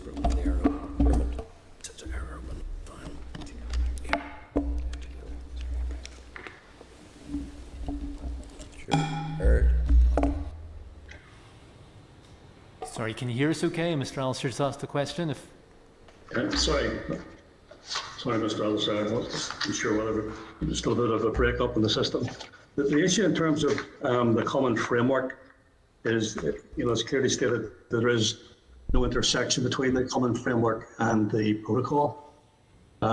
So in terms of the framework really is around establishing common public procurement policy, sharing information, various involved administrations discussing common issues and matters of concern. So it doesn't really run through to that. So you can assure us that there is no protocol impact on procurement? Well, that's a different issue, I suppose, in terms of there's likely, I suppose, to be issues that may arise around supply chains, but those matters would be dealt with in terms of contracts that are in place and impact on performance, rather than anything that's related to the common framework on public procurement.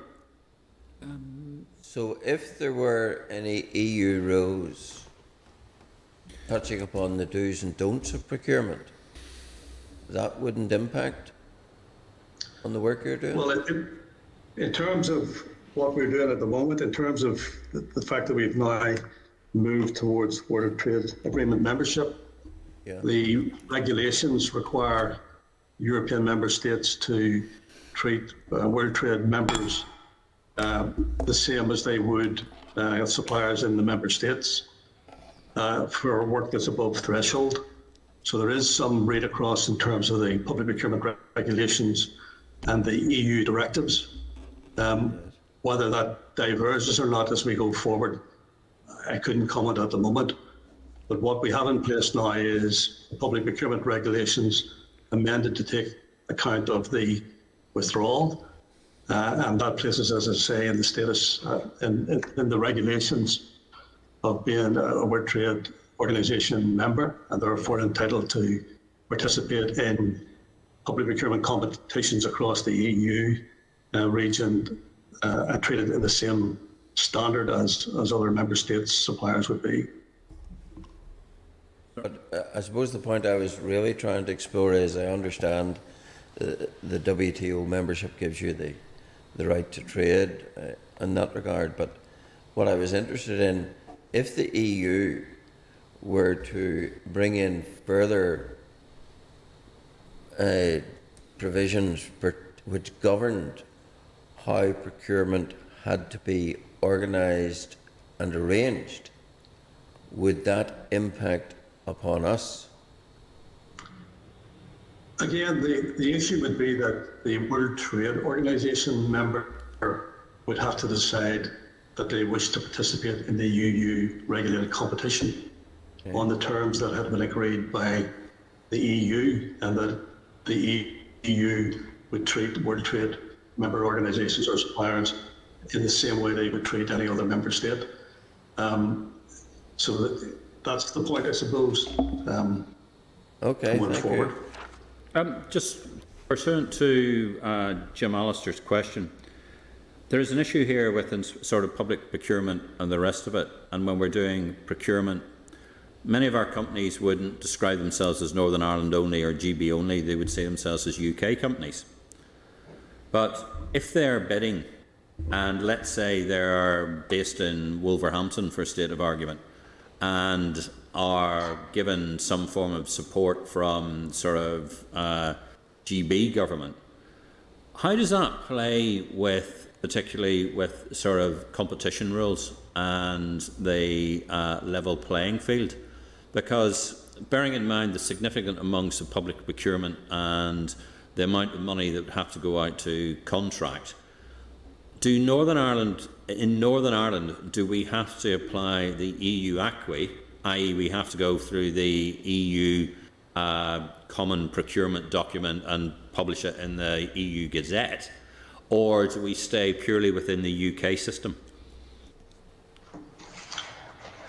Right. I suppose I need to just consider that. Michael might have a view on that, and then. Yeah, I'd like to. Yeah, at the minute, the amendments that have been made to the procurement rules still only require us to publish on a new find tender service, which has been introduced as a replacement for the Oecd system that was previously therefore as a part of European requirements. The only way we would continue to advertise in Oecd is if there was European funding money still being applied within the procurements. We would still have to follow some of the European rules.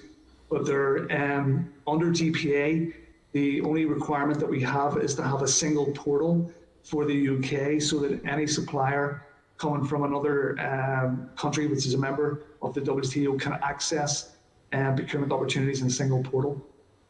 Okay, so your understanding is that there's no way that a company in Northern Ireland or a contract in Northern Ireland that's done by a UK company which is based on UK procurement rules is going to be chased by, let's say, a company in the Irish Republic that says I wasn't able to bid for that contract under the the protocol and the provisions of the TCA?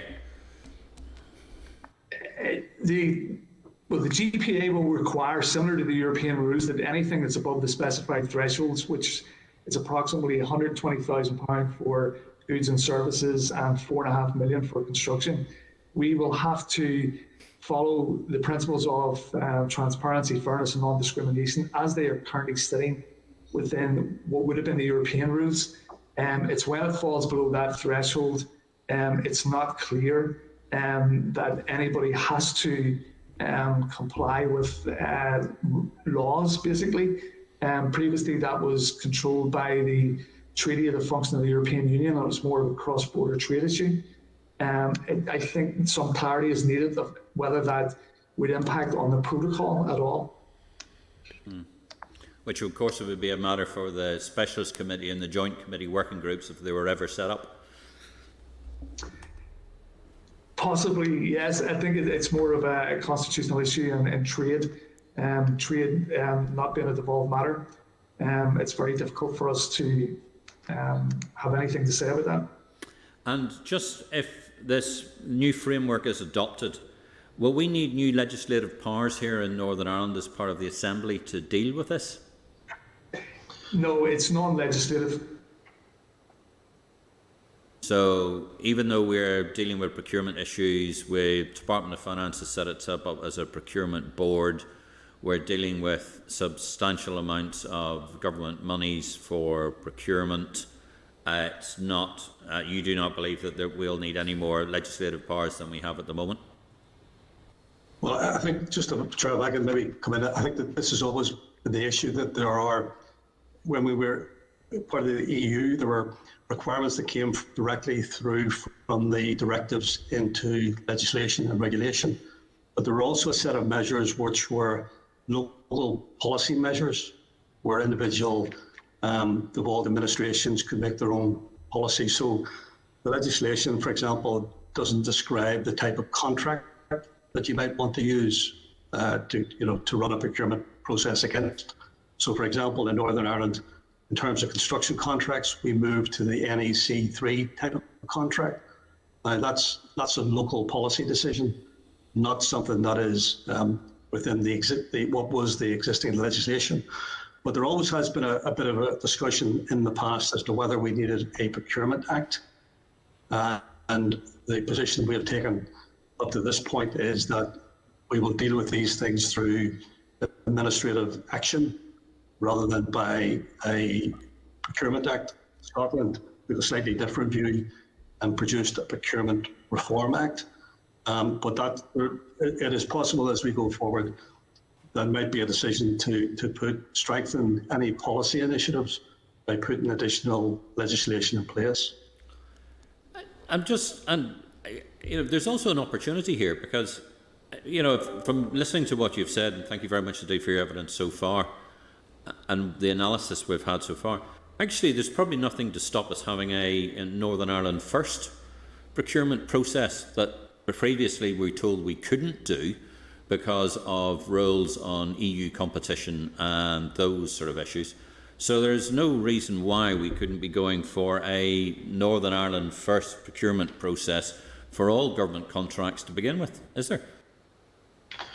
Well, I suppose that's a possibility. The issue then is, if others would adopt the same approach. I think that there's a guidance note out from England that says in the short term they should focus on local suppliers for below threshold procurements. That's the thresholds that Michael had laid out. That sort of thing I think concerns us in that it would prevent Northern Ireland firms from bidding in. But one of the things I think we need to do is to make sure we run a procurement competition that we don't inadvertently rule out the opportunities for Northern Ireland firms, and that we're always promoting the Northern Ireland firm to be involved or have the opportunity to be involved in any contract that we're putting in place. And we've had a number of examples about this the last couple of weeks where things could have been made locally, but we've bought them off a catalogue that's been produced in the EU. So I think one of the things that we're looking at is resilience of supply chains, and that gives us the opportunity to look at what we could do with Northern Ireland suppliers. And I think some of the reshaping of the procurement board to bring in representatives from industry and from manufacturing will allow us to shine that bit of light into what we've been doing in the past in terms of specifications and looking for opportunities for Northern Ireland firms. Do you know what, Des and Michael, what I'll call it is I'll call it the Des and Michael Northern Ireland First Bill, and we'll look forward to put that through as part of procurement. Matthew? Wouldn't a Northern Ireland First procurement policy literally undermine the purpose of having a UK common frameworks? No? Yeah, I think the issue of the common framework is, that's one of the issues where to get that balance between things that are needed in a local context. Otherwise, why would you have procurement as it evolved matter, and the impact that it might have on the suppliers that operate across all of the various jurisdictions. So, you will see things, I suppose, in England where, Merseyside, wants to support suppliers, and Merseyside and Manchester wants to do the same, but the white fans fly up and down the M62 and like to have business in both areas. So there is issues around localism, but I think it's more around, rather than putting a barrier up and say we do not want anybody other than folk from Bradford to work in Bradford, into making sure that we look at what the opportunity is from the total of the procurement and the total of the contract, and make sure that we try and encourage participation in that, rather than trying to set, we do not want people from our organisations from other areas. Just on the Brexit interaction and the protocol, which I know gets blamed for everything, back down to JR being shot at Dallas, but it's right to say, obviously, procurement is not covered by the Northern Ireland Protocol. It's not about trade in goods. Have you had conversations with, this isn't about the politics of it one way or the other, it's just about how this stuff works. Presumably you, per force, will procure pretty regularly from contractors of different kinds in the Republic, and Northern Ireland providers, whatever, the construction or whatever, will be contracted in the Republic. What assessment has been done of the impact? Now, I know you said it's covered by the GPA, and theoretically the General Procurement Agreement under the WTO should mean that there's if I understand, and I don't, this is a very technical area, but it's a principle of non-discrimination, but it's not a deep, legally binding set of level playing field guarantees for providers that you get in the EU, whatever you think of the EU. But given we don't have those protections anymore, have there any conversations been had about impact on providers in the south who are perhaps regular people who contract for you and they're the best people and the most convenient for whatever reason, and likewise Northern Ireland providers contracting on the other side of the border, about possible impact, or is there a possible impact? Yeah, well, I think obviously it's a developing situation, and we need to be made aware of any impact that comes through that way. We have, the Minister has reshaped the procurement board, and we have a member on there, for example, from the construction industry, and we've asked for that member, to give us sort of a watching brief, obviously on the impact, for example, on construction. And we'd expect, we're having a meeting with the procurement board, I think, next week, and we'll be asking for a bit of an update at that, just to try and really, that's that sort of stuff I think is very useful coming from supplier membership organisations who are feeling the heat on the ground, the issues that are practical, and we need to keep a watching brief on that. But you will always fall into a bit of an issue where the trade and the procurement issues clash a bit. Yeah. But it's how those are involved is probably the difficult sticking point. Have you heard that? Sorry, I was just going to ask if you'd heard anecdotally about, obviously there will be a lot of contractors who do work, for example, new hospital being built in Dublin or school being built wherever, and they would have won contracts as a matter of course. Have you heard about any anecdotal evidence about that stuff drying up, or there being, obviously some of it's impacted by COVID, but there being reports of that work drying up or being jeopardised? I don't think we haven't heard anything directly on that. I think the big issue obviously has been the closing down of the construction industry activity at this particular time. We're aware that a number of suppliers who operate in both north and south would have, Northern Ireland and South in Ireland, would have maybe stockpiled materials in anticipation of some issues arising across the end of the transition period, but being able to fully service their contracts that they were involved in. And now the issue in the south of Ireland is that, and so in Ireland is that that's closed down. They're left with material that is sitting there, and they're a bit concerned then that they need to get that material shifted so that they can replenish the stock for any future contracts that are in place. But I think one of the things that we need to do is, over the next wee while, is to, again, focus on what work we can do with the construction industry, for example, to get that feedback and try and come up with solutions and work with the industry to see if that can be resolved. But I think, for example, we could be a bit clearer, more transparent about where contracts are operating at the moment in terms of government and what the impact that is on those contracts and what flexibilities we might allow in contract terms in the short term, allow for the sort of difficulties that are occurring if they are occurring. Okay, thanks, Matthew. Okay. Pat?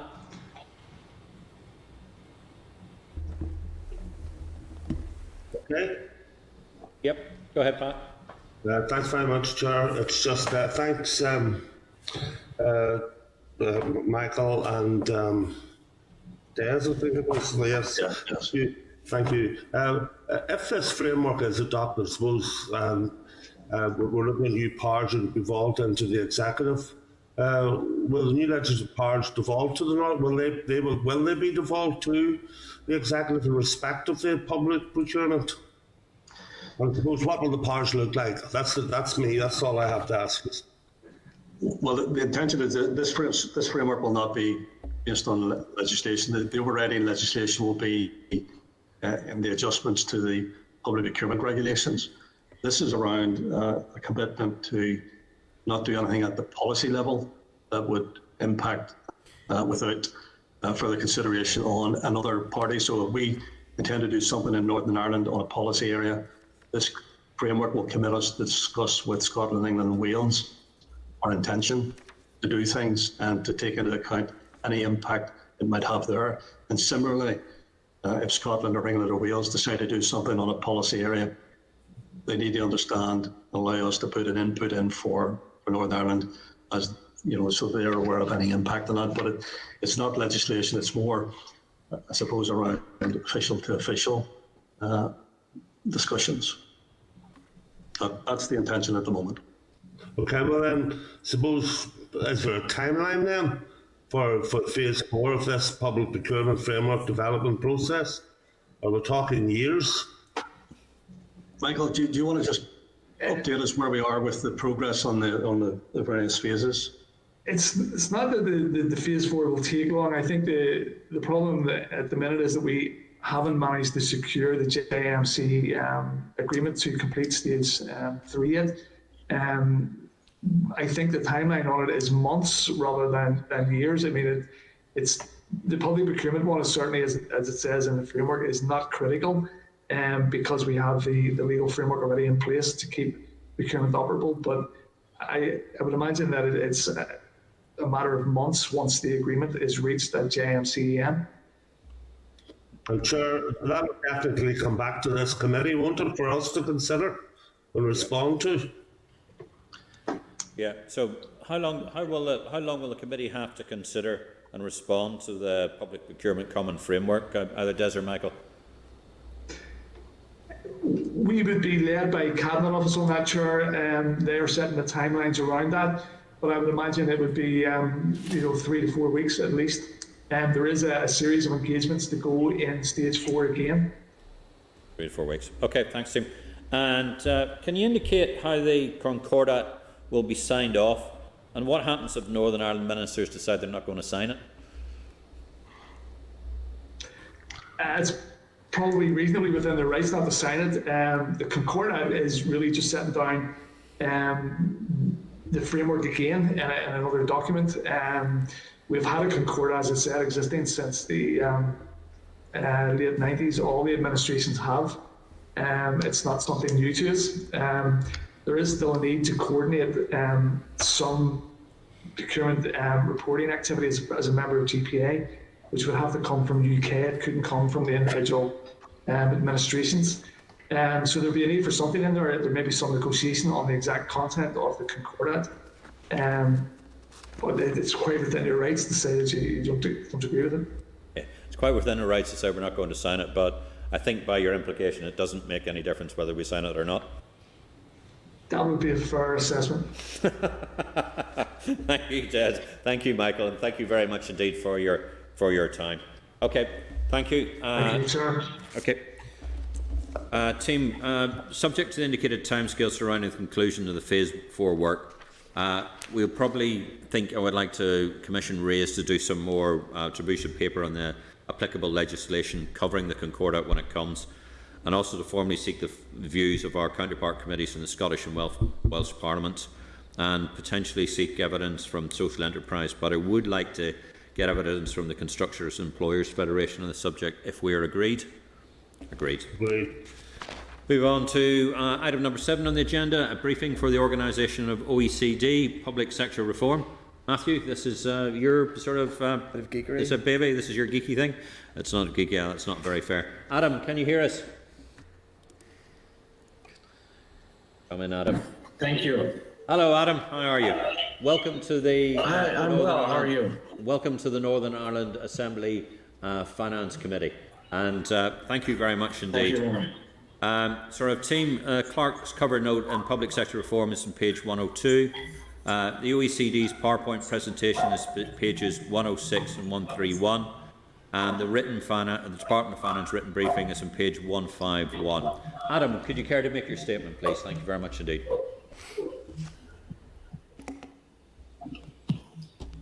Well, good afternoon, everybody. Thank you very much for inviting me to share some evidence on what the OECD thinks constitutes good governance, sound public governance. I was asked to present this last fall because I was told that the Northern Ireland Assembly, and particularly the Finance Committee, was interested in the building blocks of good governance, of sound public administration from an international perspective. So, as it happens, we have a narrative document that actually provides this kind of evidence in what we hope is a coherent and integrated fashion that is based on approximately almost 15 years worth of work in this area. It's called the Policy Framework on Sound Public Governance. It was finally published late last year, but it constitutes the culmination of about 15 years worth of work. It's based mostly on something called a public governance review, and that's an integrative assessment tool that national and subnational governments, constituent governments, ask the OECD to undertake to identify what works, what doesn't, and why in terms of the institutional and functional arrangements of the executive branch of government, and to provide recommendations or advice based on international good practice. So this work started in 2013, culminating at the end of 2020 with the publication of a document, the highlights of which I sent you. The framework is designed to be an integrated diagnostic and benchmarking tool to implement public governance, to harness public governance approaches for more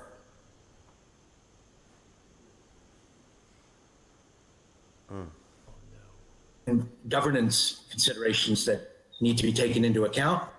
And this framework hopefully can contribute to raising awareness of what those are and of including them in the healthcare policy framework. And it's designed to help governments move closer to OECD standards and practice. I should underscore that we conducted, and I had the honor myself, a public governance review of Northern Ireland. It was the first PGR of a constituent government. We started in late 2014, we delivered it in early 2016. So the policy framework reflects in part the findings from that PGR as well as from 20 odd others. The framework weaves together the existing OECD legal instruments and tools in public governance. It integrates evidence of emerging good practice in areas of public governance in which no OECD legal instrument yet exists, and it builds on similar exercises that have been developed by OECD agencies such as the EU Sigma Group, as well as the World Bank and UPAN and others. The framework is aimed at several target audiences. It's aimed at the centers of government, the government offices, the Prime Minister's offices, the President's offices, the First Minister's offices, wishing to assess government's participation, decision-making, and policy-making arrangements in order to improve their efficiency and effectiveness. It's aimed at the legislative and judicial branches that are seeking to modernize their approaches to governance. It's aimed at line ministries and government agencies and other public institutions, and it's aimed at civil society organizations. The elements of the framework are deceptively simple on one level.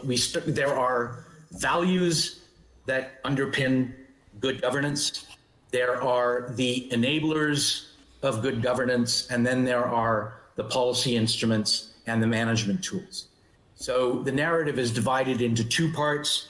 Part one, which has 2 chapters in it, focuses on values and enablers.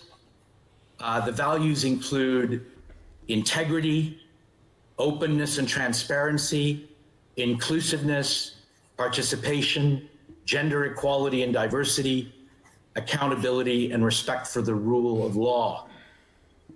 The enablers relate to commitment, political and civil service vision and leadership, equitable and evidence-informed policymaking, whole of government coordination across administrative silos and policy areas, and innovation and change management, which is code for tolerance for failure.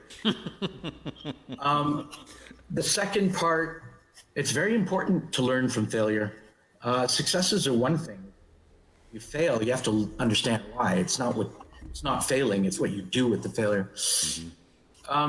The second part is divided into 3 further chapters. And we could have sliced and diced this any way you wanted, but what we looked at was the continuum of the policymaking cycle. So we started with policy formulation and design, and then we moved to policy implementation, and then we look at policy evaluation. So in the policy formulation and design, first thing you have to do is identify what the problem is, if there's a problem, and is it a problem for governments to solve. Then how do you use your how do you use your instruments and tools strategically? Of course, there are 2 clusters of instruments. There's rulemaking, that's what you do, the making of regulations and rules, and there's spending money or not spending money.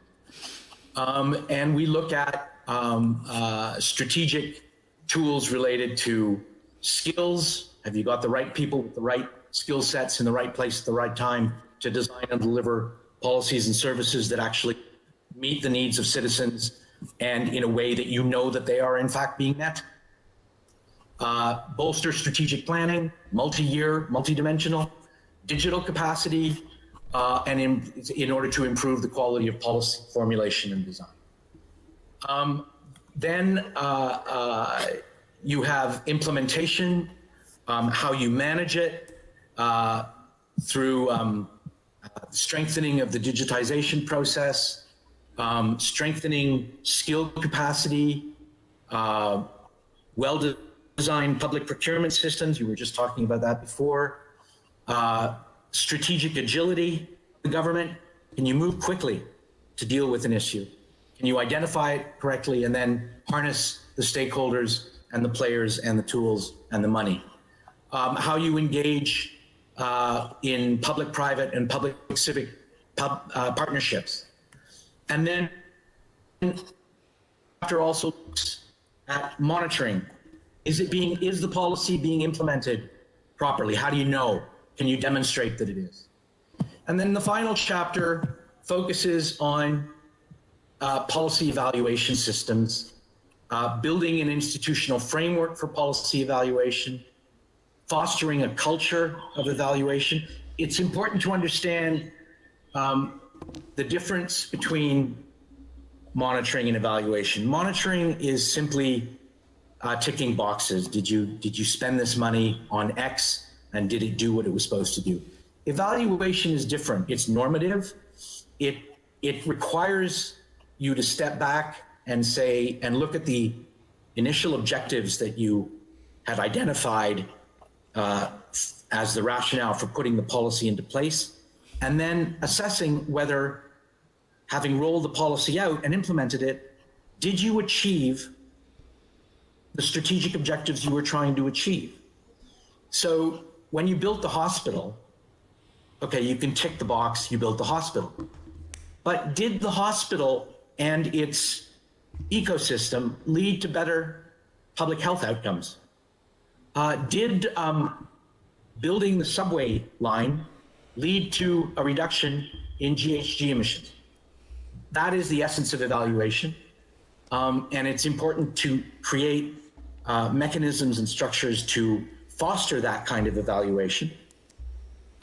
And what we call feedback loops. In other words, take the results of the evaluation and feed it back into the policy-making process, leading to next generation policies that hopefully are better.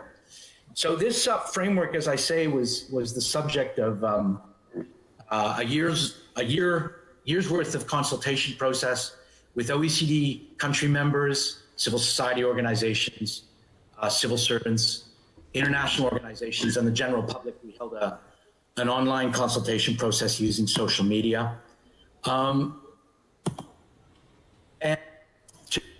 conclude, I just want to leave you with thoughts about the future of this framework. The framework was always aimed at being evergreen. The document that you have in front of you is the first iteration of this, but in future iterations, we want to include more and more sophisticated performance indicators in order to assist governments in moving along the spectrum of maturity models for various building blocks in public governance.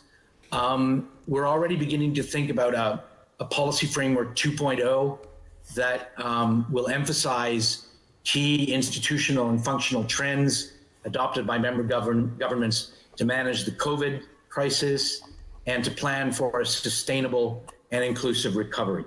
This will necessarily highlight at a minimum the increasingly strategic role played by centers of government in managing the crisis and its aftermath.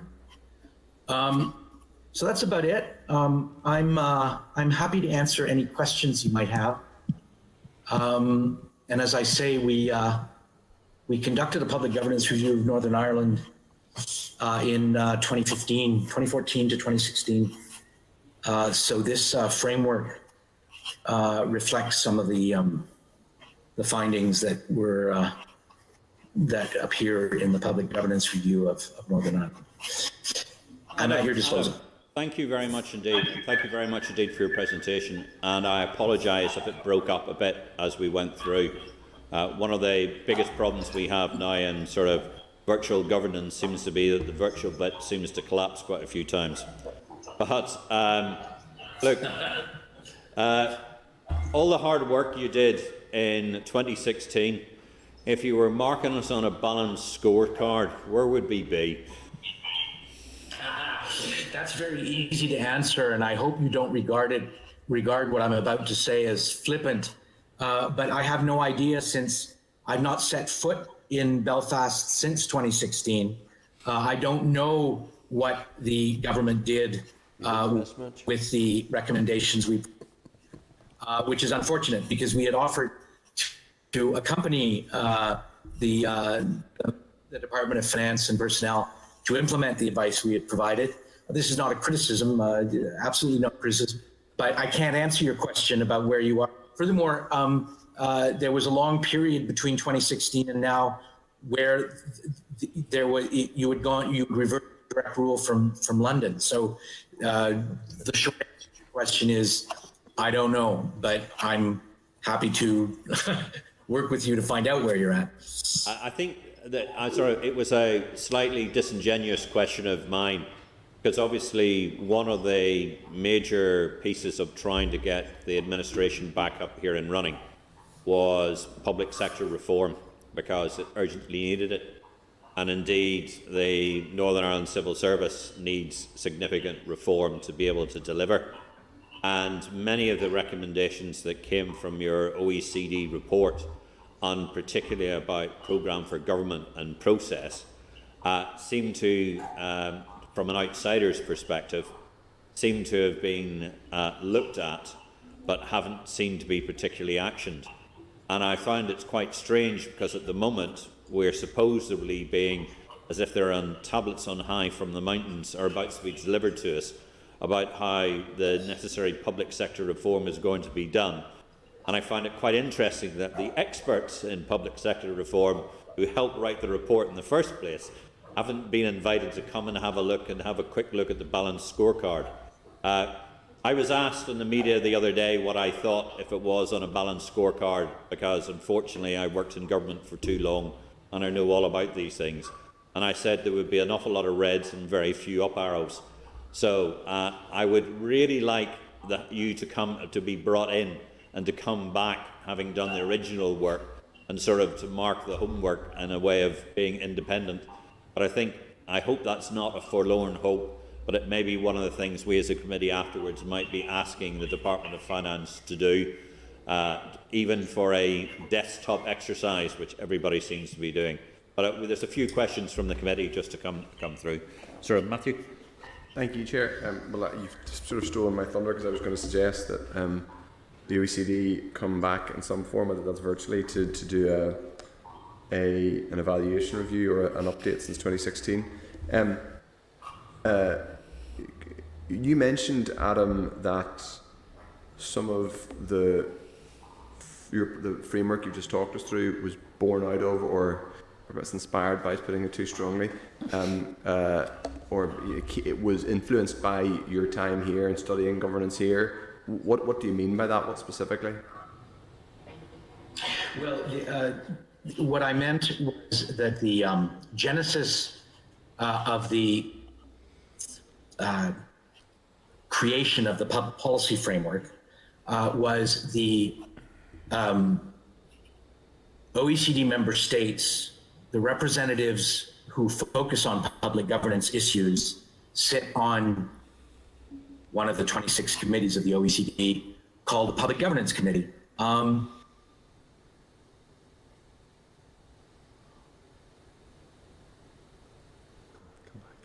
on, please. That was the answer. Can you hear me? You just cut out for a second. Okay? You're back now. Hello? Yeah, you're back now, Adam. We can hear you now. So in 2013, the Public Governance Committee asked the Secretariat to produce lessons learned from these public governance review. I mean, each country is different. Each country has its own sui generis approach to governance. But beyond these distinctive attributes, are there commonalities from which we can draw some useful lessons on how to improve governance, under the assumption, of course, that good governance is not an end in itself, it's a means to serve citizens better. So we went about compiling these lessons. There were indeed commonalities. I mean, as I know you know, the OECD is made up of a wide variety of governance systems, from highly centralized presidential systems to constitutional monarchies to highly decentralized federation. Yet there are commonalities that speak to methods that work best across all of these systems on how to serve citizens properly. That is the genesis that led to the construction of this narrative that is presented in the policy framework. The repository of those lessons are first and foremost the 20-odd public governance reviews that we conducted since the first one was in 2007. And one of those 20-odd reviews was the one for Northern Ireland. Okay. Just on that review, which is obviously extremely thorough, 500 pages long, and one of the first biggest conclusions you come to, and obviously something that we all probably have come to as well, is the importance of, given the mandatory coalition and the consociational, if that's my phone or someone else's, and the consociational nature of our institutions, the importance of a multi-year programme for government with agreed strategic objectives and policy outcomes. Not trying to put you on the spot, but how, if I was to put it to you that since you did your review, we're on the same draft programme for government that I think would have been I believe this programme, the review was published in mid-2016. Well, our institutions are using the same draft programme for government, which has never actually been signed off. So, do you think, given the conclusion in that document was that the nature of a mandatory coalition with the split in our society, tragic and frustrating though it is at times, it's there, and we have these institutions. That did you find that it was particularly important for our institutions, more so than in other types of governance, that we have an agreed programme to be working to?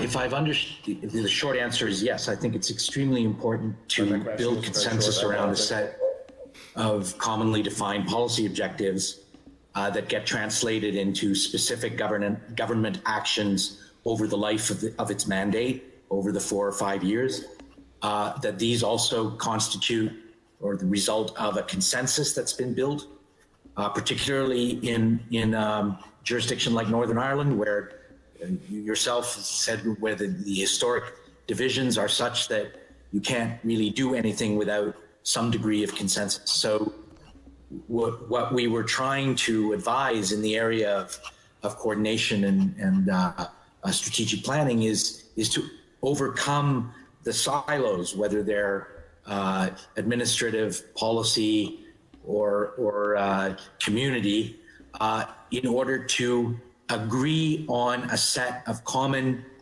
medium-term development objectives for the society, for Northern Ireland and its citizens.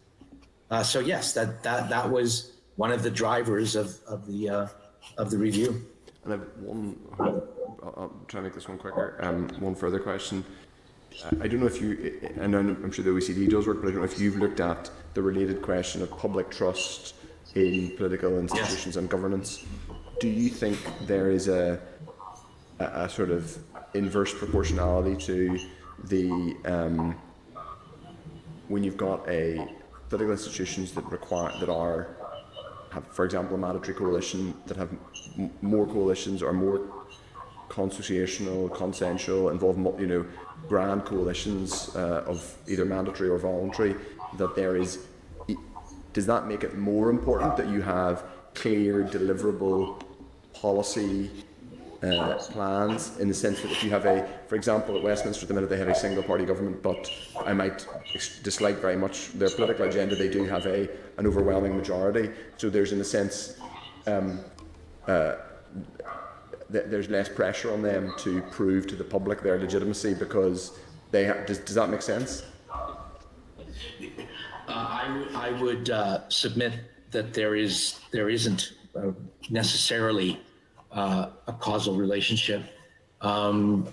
It's not up to me to engage in political discussions, but you have current situations where governments have a very strong majority in Parliament and where trust is declining extremely rapidly. And you have other situations in which you have what the British call hung parliaments that are working very well. We've done a lot of work on public trust in government. Trust is what the economists call a positive externality. It's an effect. It's not an objective of policymaking. It's a byproduct of good policymaking. And one of the drivers that we've seen across the membership, we've done studies in Korea and in Japan, in European countries, in the United States and Canada, and in Latin America over the course of several years. One of the quintessential drivers of trust is service quality. It doesn't matter whether you've got a huge majority or you're clinging to a hung parliament. If your services are of good quality and are perceived as being of good quality, and there is universal access, and the government turns around quickly to respond to a request, that does more to raise trust in government than almost anything else. Okay, thanks, Matthew. Jim? Yeah, I hear nothing from you about opposition. Do you not think that a properly functioning and funded opposition is a vital component in delivering good government? Yes, absolutely. We are beginning work we're beginning works democracy. The Public Governance Directorate, is the directorate in which I work, the OECD, has focused on the executive branch, so the administration of government, the machinery of government, if you will. But given what's been happening across the OECD in the past 18 to 24 months, I mean, France faced the Gilets jaunes over a 12-month period 2 years ago. The United States is going through what it's going through. Other countries are going through situations in which the political middle is being hollowed out. These issues are now becoming front and center for the Public Governance Committee. And the challenge, therefore, that we are beginning to look at is how can the civil service and how can the public administration contribute to sustaining effective democracy? And of course, one of the hallmarks of OECD democracies is the existence of a governing coalition and an opposition that can play the challenge function. So, but as I say, our role is to look at the executive branch, the administration, and how it can contribute strengthening the future of democracy. So could I suggest to you that the next time you look at Northern Ireland, you might examine the negative impact on good government, both of not having an opposition and having an absurd system of government where you can't change your government? Well, we're certainly open to looking at anything. We would have to discuss I'm sorry to sound like a bureaucrat here, but we'd have to discuss the terms of reference of whatever it is we would do with Northern Ireland. I personally think it might be worthwhile to take a look at the current situation, benchmark it against the advice that was given in 2016, see what progress has been made, see where there's still things that could be done, and possibly work with the government and the Assembly to implement the advice that we gave. If we need to change the advice as a result of 5 years worth of evolution, then we can certainly do that. But I guess the bottom line is that we stand ready to work with you. We would simply have to decide the framework of how we would engage. Thank you. Thanks, Jim. Just before you go, Adam, just skipping through my papers here, I've discovered that the department has produced a balanced scorecard against what they've achieved against OECD recommendations. And I won't, obviously, for issues of confidentiality, read them out, but it'll not come as no surprise to you that they've scored themselves nearly all green.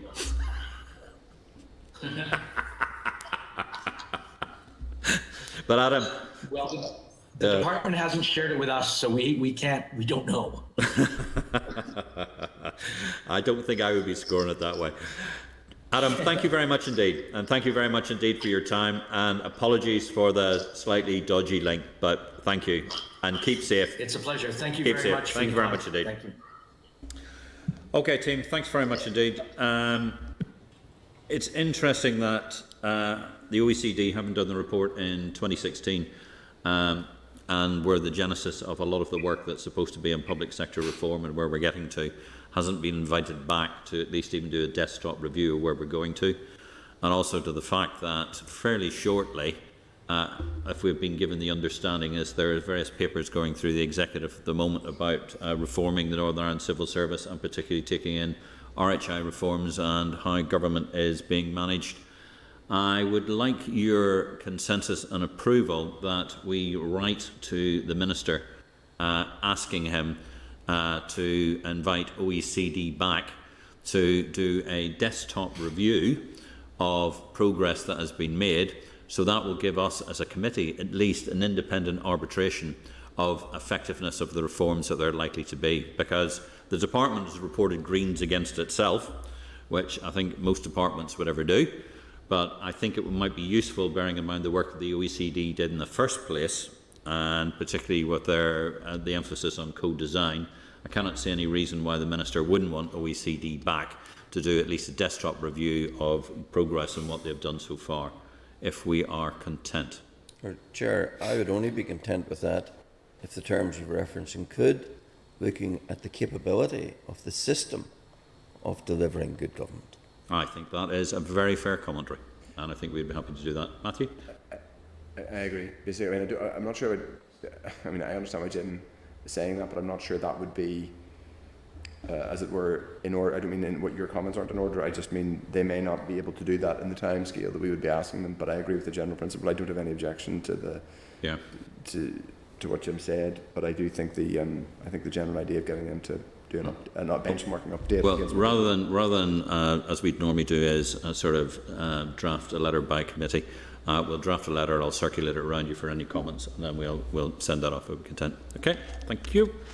Next item on the agenda: Chairperson's business. I just wanted to inform you that on Monday, the Finance Minister met myself and the Deputy Chair, and we discussed the pre-monitoring round.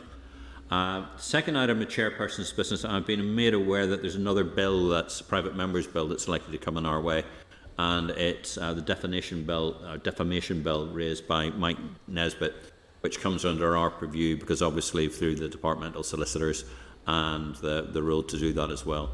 As I get any other details, I will inform you. I'll inform the Deputy Chair, but we'll brief you as you go forward.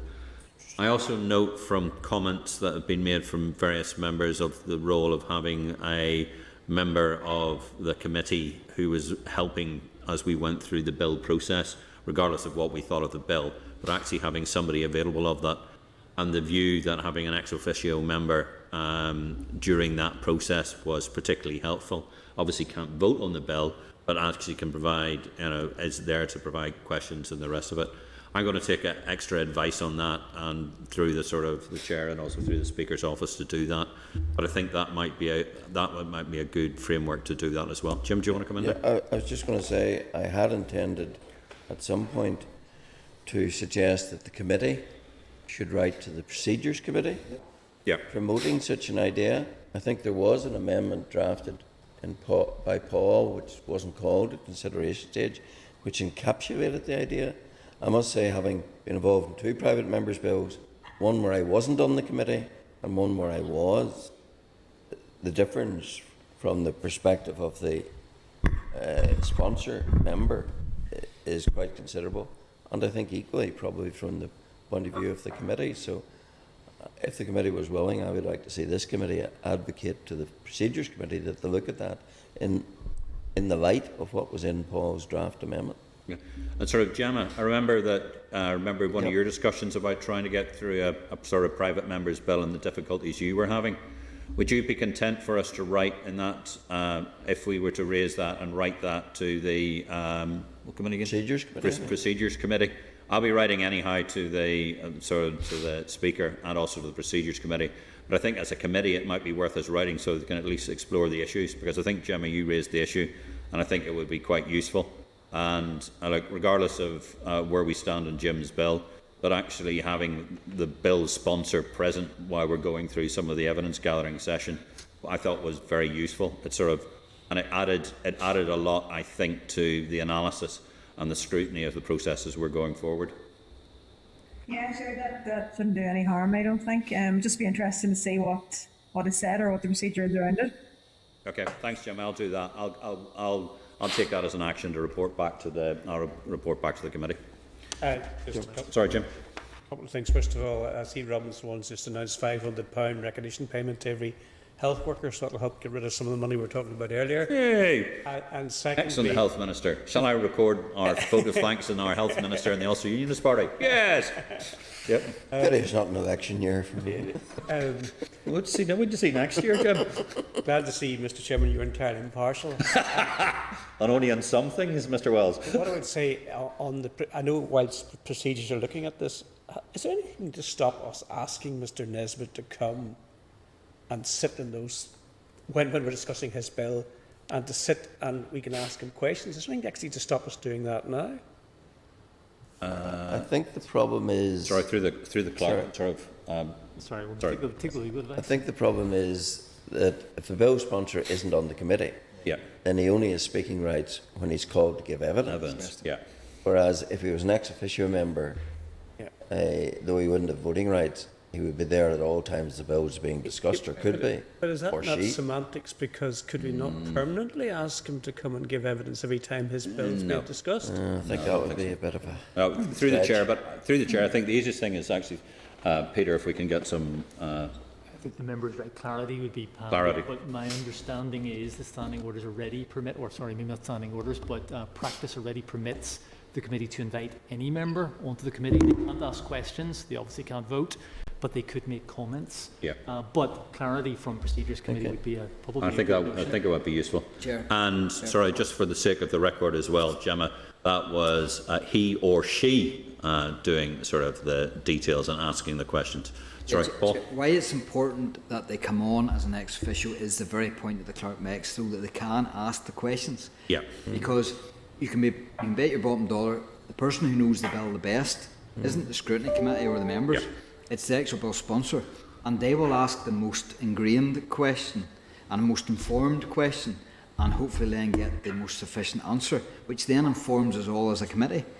So it's really important that there's a presence felt for any bill sponsor. I am a big supporter of this now. It was Gemma inspired me with regards to my amendment, which wasn't picked up or taken by the Speaker, but the presence should still stand. It helped us immeasurably by having the bill sponsor sitting on this committee by chance.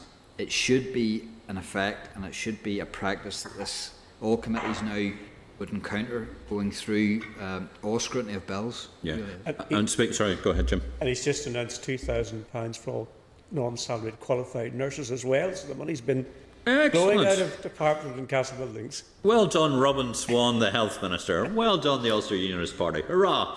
Right. Sorry, Pat. Hello, can you hear me? Do you bring me on the sound? Yes, we can, Pat. Okay, no, that is well done, but I do have to stop you in your enthusiasm there, Chair, because this was muted by the STLP back on the 17th of June. 500 workers. What a bit of the action.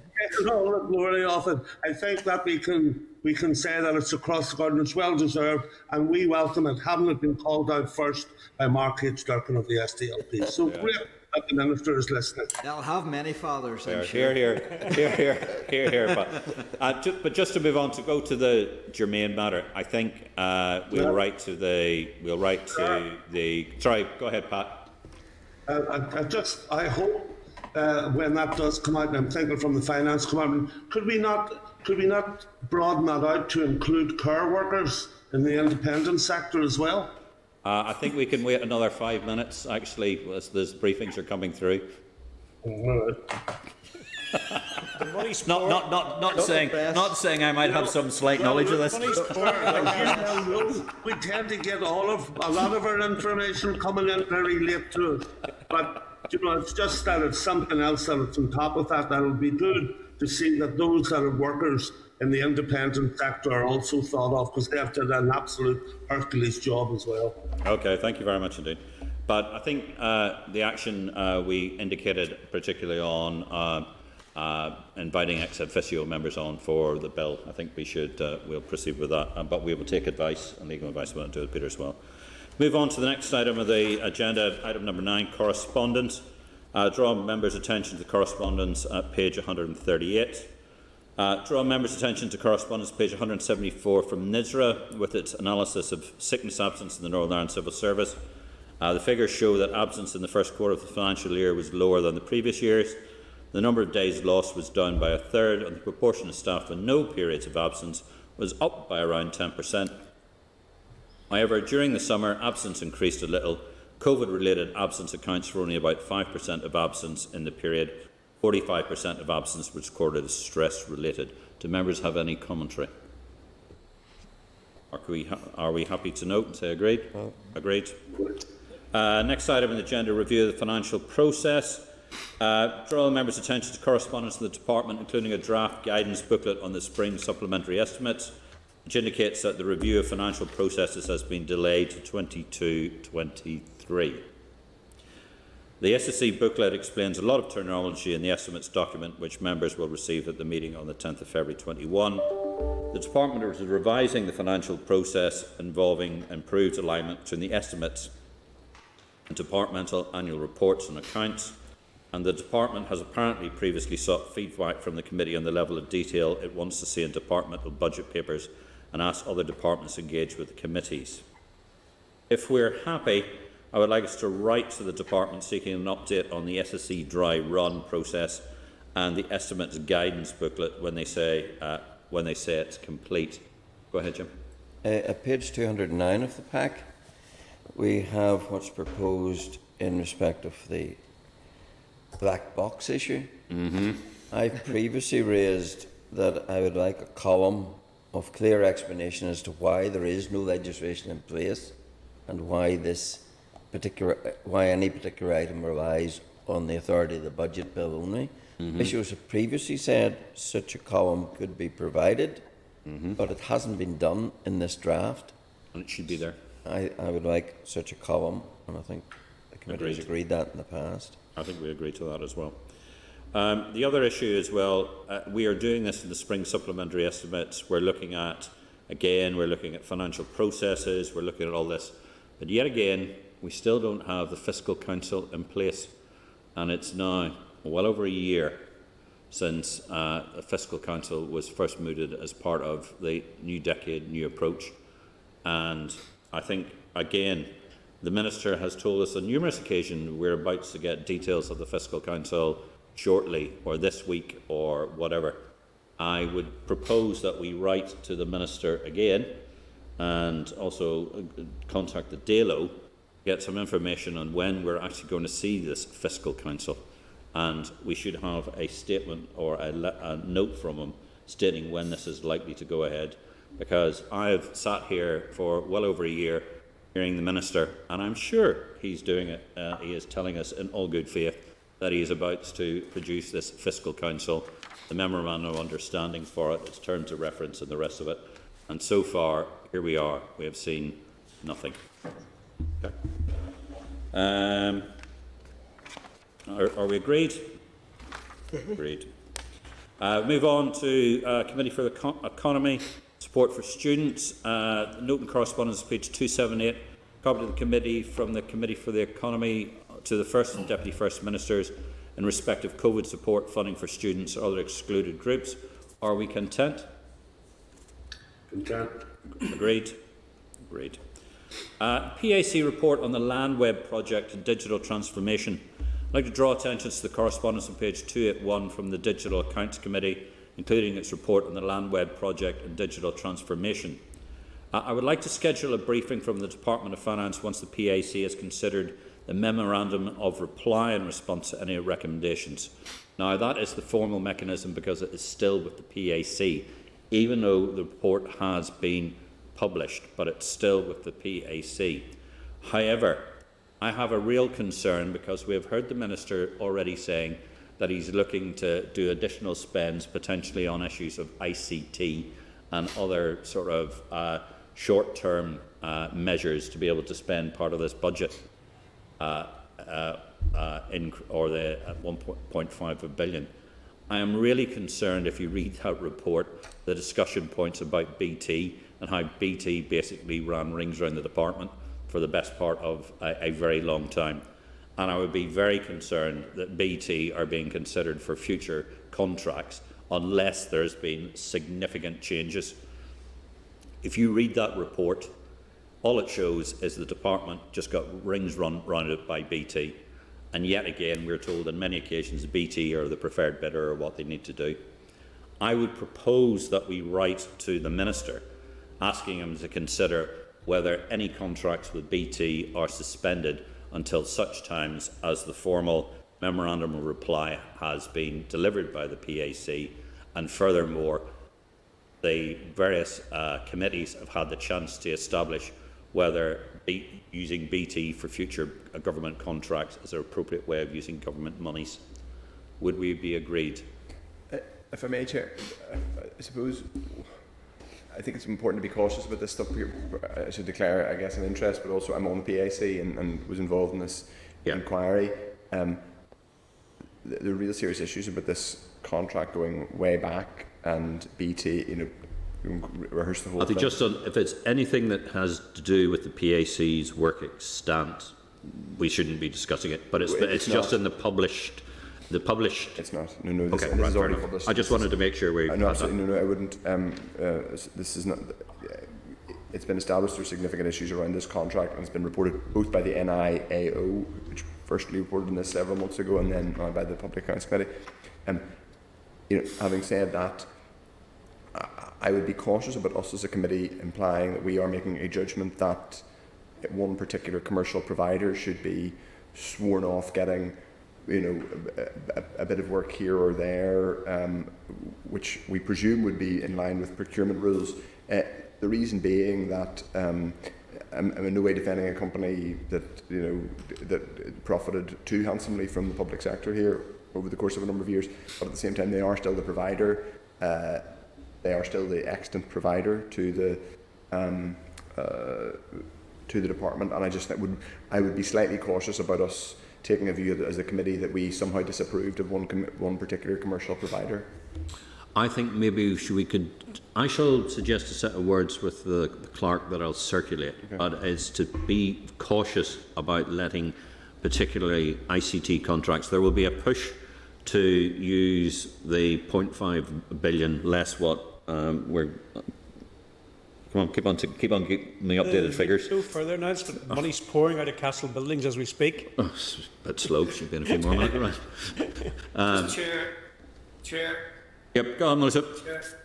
Yeah, I'd like to endorse exactly what Matthew has said there, and I think that maybe we need to be very, very careful just on our own wording and the way we actually deal with the situation. That because it would nearly imply that we have a prejudice before we even start, in regards to BT or anything else. Okay. I think what we should do is I'll suggest a set of words to circulate amongst you, but it is to be very cautious of companies that we have that are concerns with, particularly with that have been raised by indeed the PAC and the Audit Office as we go forward, because there will be a large amount of pressure to spend a lot of money in a short period of time, and what we don't want to do, as we heard the language earlier on from the Department of Finance and things from novel spending approaches and the rest of it, we do not want to be getting ourselves in a situation where afterwards we will be looking at this and saying, why did we go ahead with this particular piece? We're content? Yep. Department of Justice contractors taking legal challenges. The correspondence on page 305 from the Department of Justice in respect to legal challenges taken by contractors as part of the procurement process. The Department of Justice advises there were a number of other reforms underway in respect of civil proceedings there, but appears to be no plans at this stage to alter current arrangements. Do we have any comments on that? Because I remember when we were in the committee, we did discuss it. Seemed the fact, particularly when contractors, there seemed to be this process within the Northern Ireland system where we seem to be spending more time and more expense dealing with JRs than we actually did with the construction issues. And we asked the Department of Justice for a view on that. I think, Chair, the point actually was that a disappointed company could delay the entire process at relatively minor cost, namely the cost of issuing challenging proceedings to challenge in JR, which then might lie dormant for some months, and then at the end they might withdraw them or whatever, and that was stymieing the actual progress of procurement. I think that was the point, and I think the point was raised with the department was, would a way of dealing with that be to make the fees to initiate such a process higher? And I think the department's been explaining that, well, they've set out what the costs are for a writ, etc., and obviously there would be difficulties in being selective. You couldn't say only a contractor would pay a high fee, etc. So I think they were pointing out the impracticalities of being able to do much about it. Okay. Are we happy then, content to note it? Great. Okay. From the Department of Finance, response to the Committee for the Executive Office re EU Structural Funds. Correspondence on page 313, the Department of Finance, the Committee for the Executive Office, copy to the Committee with detail of funding of project related to EU Structural Funds. Any members' comments? Matthew?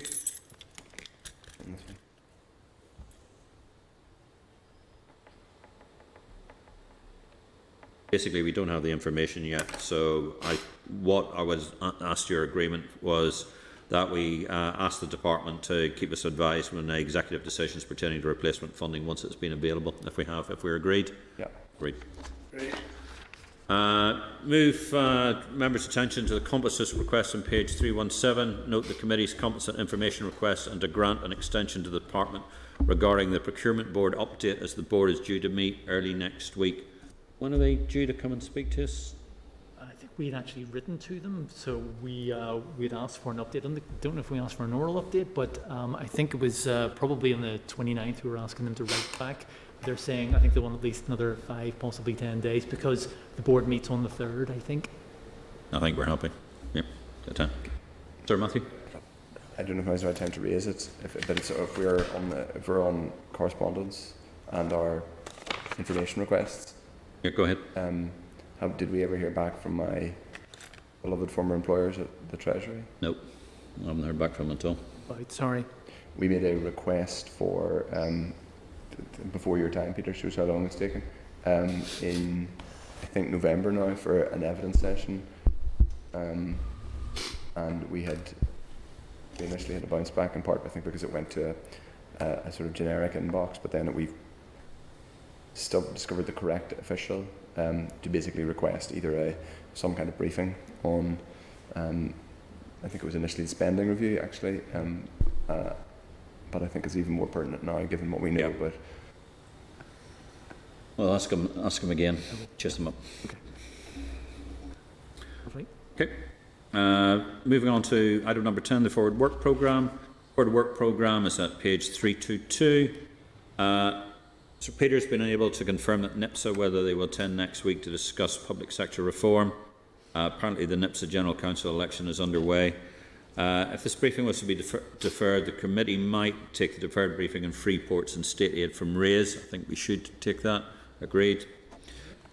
Seek agreement to add a briefing from the Ulster University Economic Policy Centre and also from NIC IC2 and Pivotal on the draft budget on the 10th of February. We're content? Yeah. Great. Remind members that the committee will be asked its views on accelerated passage from the Budget Number 1 Bill 2021 on the 17th. Legal and procedural advice will be provided next week in closed session. Yep. And seek agreement to remove the remaining public sector reform briefings and CE briefing on the PA report into capital projects until March and April. Are we agreed? Is this agreed? Agreed? Agreed. Is the committee content with the draft Forward Work Programme as amended? Say, are we agreed? Agreed. Agreed. And Peter, there's something you said you needed to amend something in our briefing earlier on, or if we covered that? I thought you've probably done it with the informal meeting with the Minister. Sorry, the speed with which we move here is absolutely stunning. In that case, AOB. Good. Right. Okay, team. Next Wednesday at 1400 here in the Senate chamber. And the meeting is hereby adjourned. Thank you very much indeed. Thank you. Thanks, members. This is the Northern Ireland Assembly.